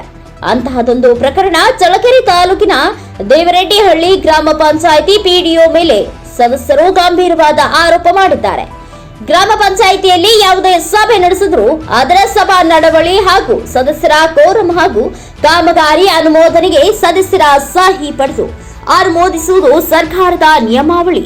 ಆದರೆ ಸಭಾ ನಡವಳಿ ಇಲ್ಲದೆ ಸುಮಾರು 21 ಲಕ್ಷ ಹಣ ಡ್ರಾ ಮಾಡಿದ್ದಾರೆ ಎಂದು ಪಿಡಿಒ ಮೇಲೆ ಮಾಜಿ ಅಧ್ಯಕ್ಷ ಡಿಕೆ ಬೊಮ್ಮಲಿಂಗಯ್ಯ ಹಾಗೂ ಸದಸ್ಯರಾದ ರಾಮಣ್ಣ ಗಂಭೀರವಾಗಿ ಆರೋಪ ಮಾಡಿದ್ದಾರೆ. ನಗರದ ಪ್ರವಾಸಿ ಮಂದಿರದಲ್ಲಿ ಸುದ್ದಿಗೋಷ್ಠಿಯಲ್ಲಿ ಮಾತನಾಡಿದ ಅವರು, ದೇವರೆಡ್ಡಿಹಳ್ಳಿ ಗ್ರಾಮ ಪಂಚಾಯಿತಿ ಅವ್ಯವಹಾರದ ಬಗ್ಗೆ ಈಗಾಗಲೇ ಜಿಲ್ಲಾ ಪಂಚಾಯಿತಿ ಮುಖ್ಯ ಕಾರ್ಯನಿರ್ವಾಹಕ ಅಧಿಕಾರಿಗಳಿಗೆ ಹಾಗೂ ತಾಲೂಕಾ ಪಂಚಾಯಿತಿ ಇಒಗೆ ಮನವಿ ನೀಡಿದ್ದೇವೆ. ಆದರೆ ಇನ್ನು ಯಾವುದೇ ಕ್ರಮ ಕೈಗೊಂಡಿಲ್ಲ. ಹೀಗೆ ಮುಂದುವರೆದರೆ ಗ್ರಾಮ ಪಂಚಾಯಿತಿ ಮುಂದೆ ಧರಣಿ ನಡೆಯುತ್ತೆ ಎಂದು ಎಚ್ಚರಿಕೆಯನ್ನ ನೀಡಿದರು. ಇನ್ನು ಹಾಲಿ ಸದಸ್ಯ ರಾಮಣ್ಣ ಮಾತನಾಡಿ, ನಮ್ಮ ದೇವರೆಡ್ಡಿಹಳ್ಳಿ ಗ್ರಾಮ ಪಂಚಾಯಿತಿ ವ್ಯಾಪ್ತಿಯ ದೇವರಹಳ್ಳಿ ಗ್ರಾಮದಲ್ಲಿ ಸ್ವಚ್ಛತೆ ಇಲ್ಲದೆ ಚರಂಡಿ ನೀರು ನಿಂತು ಸೊಳ್ಳೆಗಳ ಉತ್ಪತ್ತಿ ತಾಣವಾಗಿ ಮಾರ್ಪಟ್ಟಿದೆ. ರಸ್ತೆ ಮೇಲೆ ಮಲಿನವಾದ ಚರಂಡಿ ನೀರು ಹರಿಯುವುದರಿಂದ ತಗ್ಗುಗುಡ್ಡಿಗಳು ಬಿದ್ದು ಸಾರ್ವಜನಿಕರು ಓಡಾಡದ ಪರಿಸ್ಥಿತಿ ನಿರ್ಮಾಣವಾಗಿದೆ. ಈಗಿನ ಭಯಾನಕ ಡೆಂಗ್ಯೂ, ಮಲೇರಿಯಾದಂತಹ ಕಾಯಿಲೆಗಳು ರಾಜ್ಯದಲ್ಲಿ ವ್ಯಾಪಿಸಿದ್ದು ಇಲ್ಲಿನ ಅಧಿಕಾರಿಗಳು ಯಾರಿಗೆ ಎನ್ನುತ್ತಿಲ್ಲ. ಇನ್ನು ಮನೆಯ ಈ ಸ್ವತ್ತು ಮಾಡಿಕೊಳ್ಳಲು ಸಾರ್ವಜನಿಕರಿಂದ ಹಣದ ಆರೋಪ ಕೇಳಿ ಬರುತ್ತಿದೆ. ಸುಖಾಸುಮ್ಮನೆ ಕಾಲ ವಿಳಂಬ ಮಾಡಿ ಸಾರ್ವಜನಿಕರನ್ನ ಕಚೇರಿಗೆ ಅಲೆದಾಡಿಸುತ್ತಿದ್ದಾರೆ. ಇನ್ನು 17 ಫೆಬ್ರವರಿ 2023ರಿಂದ ಸಭಾ ನಡವಳಿಯಲ್ಲಿ ಯಾವುದೇ ಕೆಲಸ ನಮೂದು ಆಗಿಲ್ಲ. ನಡವಳಿಯ ಪುಸ್ತಕದ ಮಧ್ಯೆ ಖಾಲಿ ಜಾಗ ಯಾವ ಉದ್ದೇಶಕ್ಕೆ ಬಿಡಲಾಗಿದೆ, ಇದರ ಹಿಂದಿನ ಉದ್ದೇಶವಾದರೂ ಏನು? 15ನೇ ಹಣಕಾಸಿನಲ್ಲಿ ಯಾವುದೇ ದಾಖಲಾತಿ ಇಲ್ಲದೆ ಸುಮಾರು 21 ಲಕ್ಷ ಹಣ ಗುಳುಂ ಮಾಡಿದ್ದಾರೆ ಎಂದು ಉಪಾಧ್ಯಕ್ಷ ಅಶೋಕ್, ಸದಸ್ಯ ರಾಮಣ್ಣ, ಸಾರ್ವಜನಿಕರಾದ ನಾಗರಾಜ, ಆಂಜನೇಯ, ಪ್ರಹ್ಲಾದ್ ಆರೋಪ ಮಾಡಿದ್ದಾರೆ. ಈ ಕೂಡಲೇ ಸಂಬಂಧಪಟ್ಟ ಸಿಎಸ್ ಅಧಿಕಾರಿಗಳು ಪಿಡಿಒ ಅವರನ್ನ ಅಮಾನತು ಮಾಡಿ ಗ್ರಾಮ ಪಂಚಾಯಿತಿ ವ್ಯಾಪ್ತಿಯ ಎಲ್ಲಾ ಕಾಮಗಾರಿಗಳನ್ನು ಹಾಗೂ 15ನೇ ಹಣಕಾಸಿನ ಸಂಬಂಧಿಸಿದಂತೆ ತನಿಖೆ ಮಾಡಬೇಕು ಎಂದು ಗಂಭೀರವಾದ ಆರೋಪ ಮಾಡಿದ್ದಾರೆ. ಇನ್ನು ದೇವರೆಡ್ಡಿಹಳ್ಳಿ ಗ್ರಾಮ ಪಂಚಾಯಿತಿ ವ್ಯಾಪ್ತಿಯ ಮಧುರ ಬಾರ್ ಒಂದಕ್ಕೆ ಯಾವುದೇ ಪರವಾನಗಿ ಇಲ್ಲದೆ ಅವರಿಗೆ ಬಾರ್ ನಡೆಸಲು ಅನುಮತಿ ನೀಡಿದ್ದಾರೆ.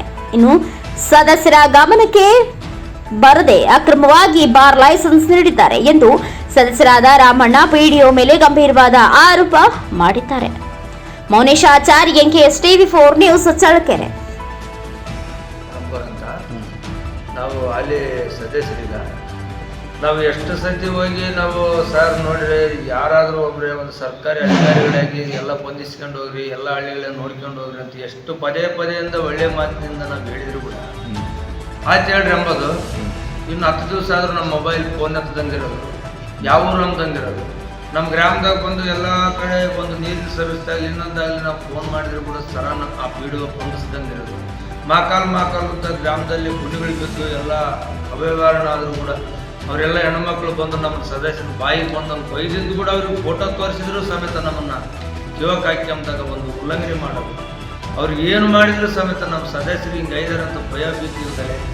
ಅವರು ಅಷ್ಟೊಂದು ದುರುಪಯೋಗ ಮಾಡಿದ್ದಾರೆ ಅಂದರೆ ಮೊನ್ನೆ ನಾನು ಎಷ್ಟು ಸತಿ ಅವ್ರನ್ನ ತೆಗೆಯೋದು ಇವ್ರನ್ನ ತೆಗೆಯೋದು ಸುಂಕ ಇದು ಮಾಡಬಾರ್ದು, ಒಬ್ಬ ಅಧಿಕಾರಿನ ಎಷ್ಟಾದರೂ ನಾವು ಮಾತಾಡಬಾರ್ದು ಅಂತ ಏಕವಚನದಲ್ಲಿ ನಾವು ಮಾತಾಡದಿದ್ದಂಗೆ ಎಷ್ಟು ಸಾರ್ ಅಂತ ನಾವು ಬಂಧಿಸಿದ್ರು ಕೂಡ ಅದಕ್ಕೇನಿಲ್ಲ.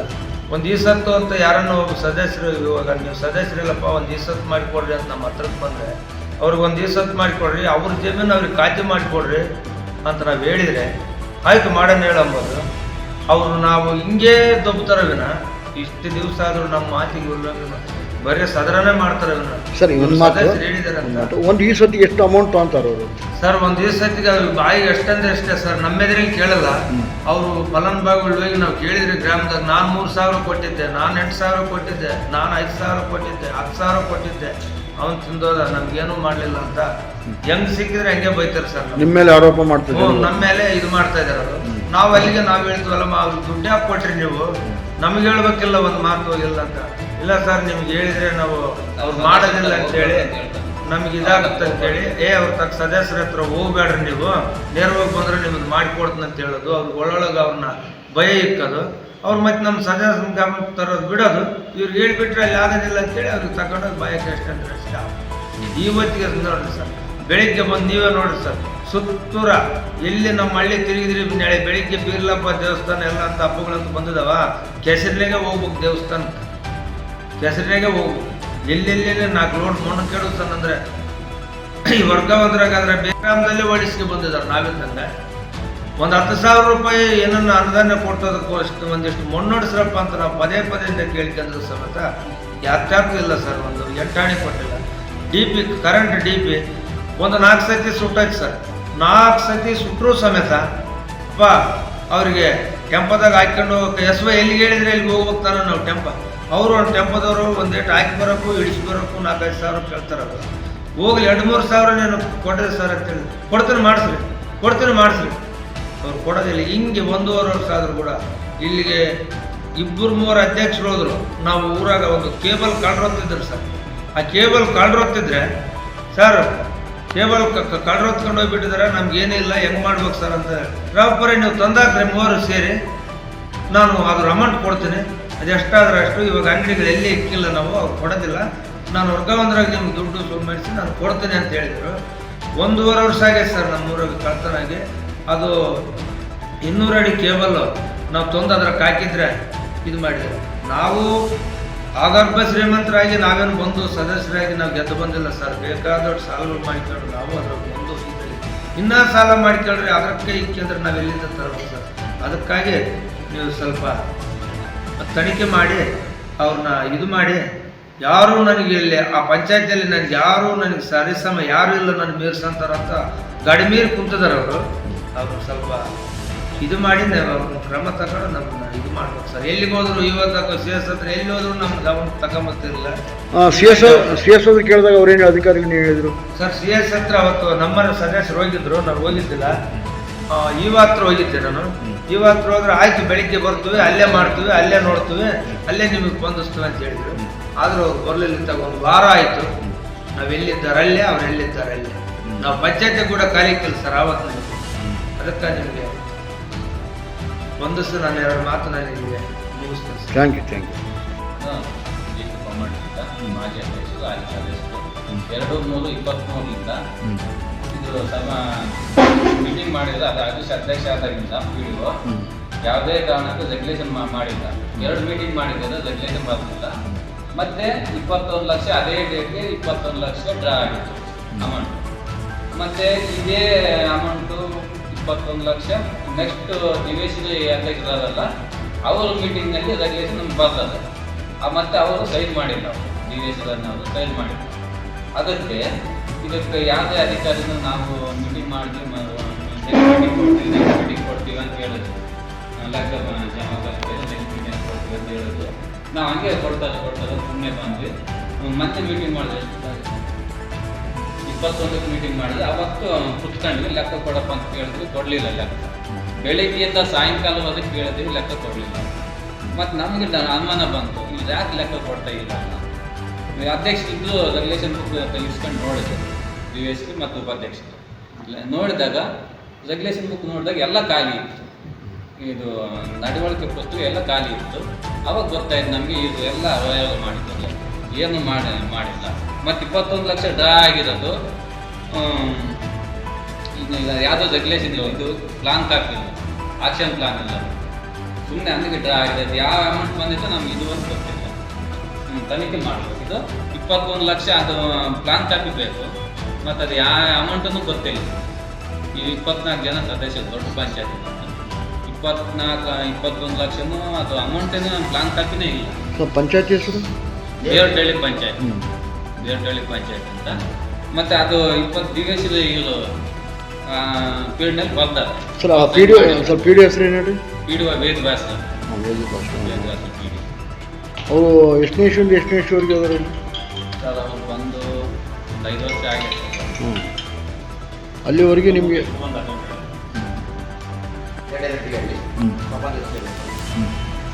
ಇಲ್ಲಿನ ಒಂದು ಸಮಸ್ಯೆ ನಮ್ಮ ದೇವರಹಳ್ಳಿ ಗ್ರಾಮ ಪಂಚಾಯತಿಯಲ್ಲಿ 2/3/2023 ಸಾಮಾನ್ಯ ಸಭೆ ನಡೆದಿದೆ. ಒಟ್ಟ ಸಂಖ್ಯೆ 12ರಿಂದ 20ವರೆಗೂ ಸಂಬಂಧಪಟ್ಟಂಥ PDOಗಳಿಗೆ ಆಗ ಹಾಜರಾಗಿರ್ತಕ್ಕಂಥ ಹರೀಶ್ ಅಧ್ಯಕ್ಷರು ಸಹಿ ಮಾಡಿದ್ದಾರೆ. ಸನ್ಮಾನ್ಯ ಅಧ್ಯಕ್ಷರಾದ ಹರೀಶ್ ಅವರು ಅಧ್ಯಕ್ಷರಾದ ರಿಜಿಸ್ಟರ್ ಮಾಡಿದ್ದಾರೆ. ಬಟ್ ಇದು ಸಹಿ ಹಾಕ್ಸಿದೆ ಅವರು PDO ಇದಕ್ಕೆ ಸಂಬಂಧಪಟ್ಟಾಗ ನಾವು 24/2024 ಸಂಬಂಧಪಟ್ಟ ಅವರಿಗೆ ಅರ್ಜಿ ಕೊಟ್ಟಿದ್ವಿ ಮನವಿ. ಆನಂತರ ಜಿಲ್ಲಾ ಪಂಚಾಯತ್ ಕೊಟ್ಟಿದ್ದೀವಿ, ಸಹಾಯಕ ನಿರ್ದೇಶಕರು ಸಂಪತ್ ಕುಮಾರ್ ಅವರಿಗೆ ಕೊಟ್ಟಿದ್ದೀವಿ. ಯಾವುದೇ taken action. That is why all the members ಯಾವುದೇ ಗೊತ್ತಿಲ್ಲದೆ 21 ಲಕ್ಷ ರೂಪಾಯಿ ಅಂದಾಜು 15 ಹಣಕಾಸು ಯೋಜನೆಯಲ್ಲಿ ಅವ್ಯವಹಾರಾಗಿದ್ದಂಥ ಅವರ ವಾದ ತನಿಖೆ ಮಾಡಿ ಎಲ್ಲ ಗೊತ್ತಾಗುತ್ತ ನಮ್ಮ ಮಾಜಿ ಅಧ್ಯಕ್ಷರು, ಹಾಲಿ ಸದಸ್ಯರು, ಹಾಲಿ ಉಪಾಧ್ಯಕ್ಷರು ಸದಸ್ಯರ ಭೇಟಿಯಾಗಿದ್ದಾರೆ. ಇದಕ್ಕೆ ನಾವು ಎಲ್ಲಿ ಉತ್ತರ ಕೊಟ್ಟು ಈಗ ಅದು ದೊಡ್ಡ ಪಂಚಾಯಿತಿ ಅಂಥದ್ದು ಪ್ರತಿಯೊಂದು ರೆಗ್ಯುಲೇಷನಲ್ಲಿ ಗ್ಯಾಪ್ ಇರ್ತಂಥ ಒಪ್ಪಂದ ಧಾರಾವಾಹಿ ಸಾಮಾನ್ಯ ಸಭಾ ಧಾರಾವಾಹಿ ಒಂದು ಸರ್ಕಾರದ ಆಸ್ತಿ.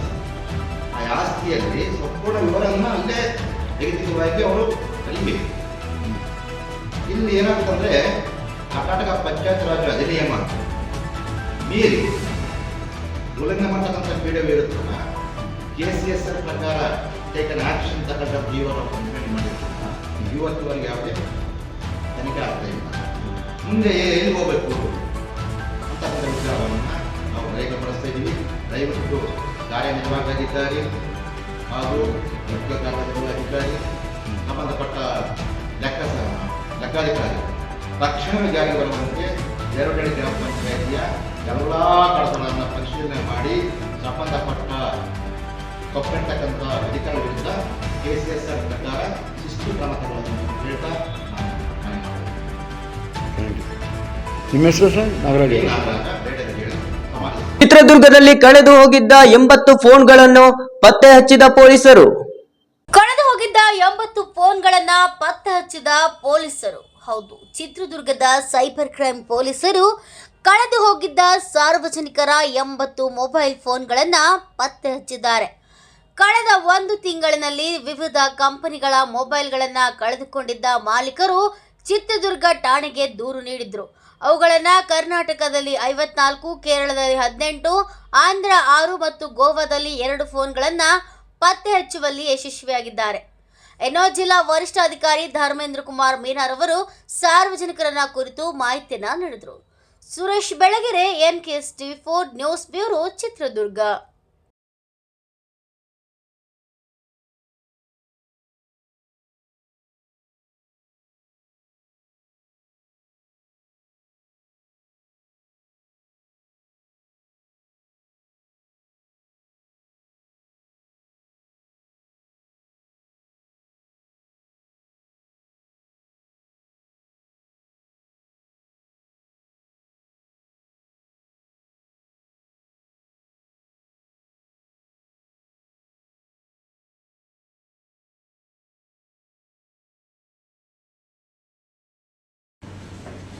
ಯಾರು ಬೇರೆ ಕಡೆ ಆ ಮೊಬೈಲ್ ಬಳಸ್ಕೊಂಡ್ರೆ ಕೂಡಲೇ ನಮ್ಗೆ ಗೊತ್ತಾಗುತ್ತೆ.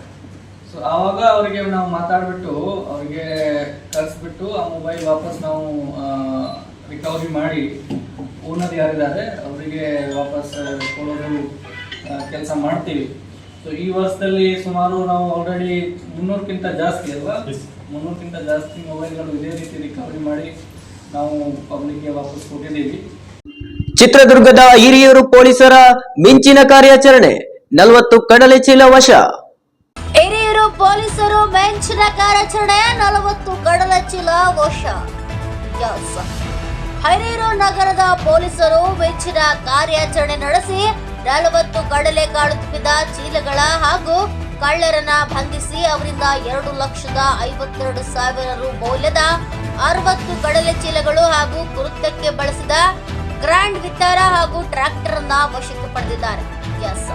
ಚಿತ್ರದುರ್ಗ ಜಿಲ್ಲೆಯ ಹಿರಿಯೂರು ನಗರದ ತಾಹಾ ಪ್ಯಾಲೇಸ್ ಬಳಿ ಇರುವ ಲಕ್ಷ್ಮೀ ಚಂದ್ ಎನ್ನುವವರ ಗೋಡನ್ ಅನ್ನು ಸಾಗರ್ ಎನ್ನುವವರು ಬಾಡಿಗೆ ಪಡೆದು ಅಲ್ಲಿ ತಲಾ 60 ಕೆಜಿಯುಳ್ಳ 60 ಚೀಲಗಳನ್ನ ಶೇಖರಿಸಿಟ್ಟಿದ್ರು. ಇದರ ಮೌಲ್ಯ 2,40,000 ಇದನ್ನ ಕಳ್ಳರು ಕಳ್ಳತನ ಮಾಡಿಕೊಂಡು ಹೋಗಿದ್ದಾರೆ ಎಂದು ನಗರ ಠಾಣೆಗೆ ಸಾಗರ್ ದೂರು ಕೊಟ್ಟಿದ್ರು. ಪೊಲೀಸರು ದೂರು ದಾಖಲಿಸಿಕೊಂಡಿದ್ದು ನಗರದ ವೃತ್ತ ನಿರೀಕ್ಷಕ ರಾಘವೇಂದ್ರ ಕಾಟಿಕೆ ಅವರ ನೇತೃತ್ವದ ತಂಡವನ್ನ ಆರೋಪಿಗಳ ಪತ್ತೆಗಾಗಿ ರಚಿಸಲಾಗಿತ್ತು. ತಂಡವು ತಾಂತ್ರಿಕ ಸಾಕ್ಷಿಗಳ ಪರಿಶೀಲಿಸುವಾಗ A1 ಆರೋಪಿ ಮೇಲೆ ಅನುಮಾನ ಬಂದು ಅವನನ್ನ ಠಾಣೆಗೆ ಕರೆಸಿ ವಿಚಾರಿಸಿದಾಗ ಅವನು ತಾನು ಬಹಳ ಸಾಲ ಮಾಡಿಕೊಂಡಿದ್ದು ಆ ಸಾಲದ ಕಂತು ಕಟ್ಟಲು ಕಡಲೆ ಚೀಲಗಳನ್ನ ಮತ್ತೊಬ್ಬ ಆರೋಪಿ ಸಿ ಮಂಜುನಾಥ್ನ ಸಹಾಯದಿಂದ ಕಳುವು ಮಾಡಿ ನಗರದ ಬೈಪಾಸ್ ರಸ್ತೆಯಲ್ಲಿರುವ ವೀರಭದ್ರೇಶ್ವರ ಟ್ರೇಡರ್ಸ್ಗೆ ಮಾರಾಟ ಮಾಡಿದ್ದಾಗಿ ಒಪ್ಪಿಕೊಂಡಿದ್ದಾನೆ. ಎರಡನೇ ಆರೋಪಿ ಮಂಜುನಾಥ್ನನ್ನ ವಶಕ್ಕೆ ಪಡೆದು ವಿಚಾರಣೆ ನಡೆಸಿದಾಗ ಅವನು ಕೂಡ ಕಳ್ಳತನ ಮಾಡಿದ್ದಾಗಿ ಒಪ್ಪಿಕೊಂಡಿದ್ದಾನೆ.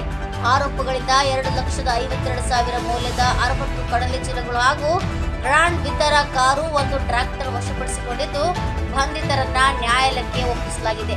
ಹಿರಿಯೂರಿನ ವೃತ್ತ ನಿರೀಕ್ಷಕ ರಾಘವೇಂದ್ರ ಕಾಟಿಕೆ ಹಾಗೂ ಸಿಬ್ಬಂದಿಯ ಕಾರ್ಯವನ್ನ ಎಸ್ಪಿ ಧರ್ಮೇಂದ್ರ ಕುಮಾರ್ ಮೀನಾ ಅವರು ಶ್ಲಾಘಿಸಿದ್ದಾರೆ. Suresh Belagere, NKS-TV4 crime bureau, Chitradurga. ಇದಿಷ್ಟು ಈ ದಿನದ ನ್ಯೂಸ್ ಬುಲೆಟಿನ್. ನಿರಂತರ ಸುದ್ದಿಗಳಿಗಾಗಿ ನೋಡ್ತಾ ಇರಿ NKS-TV4. ಇದು ನಿರಂತರ ಕಾರ್ಯಪಡೆ.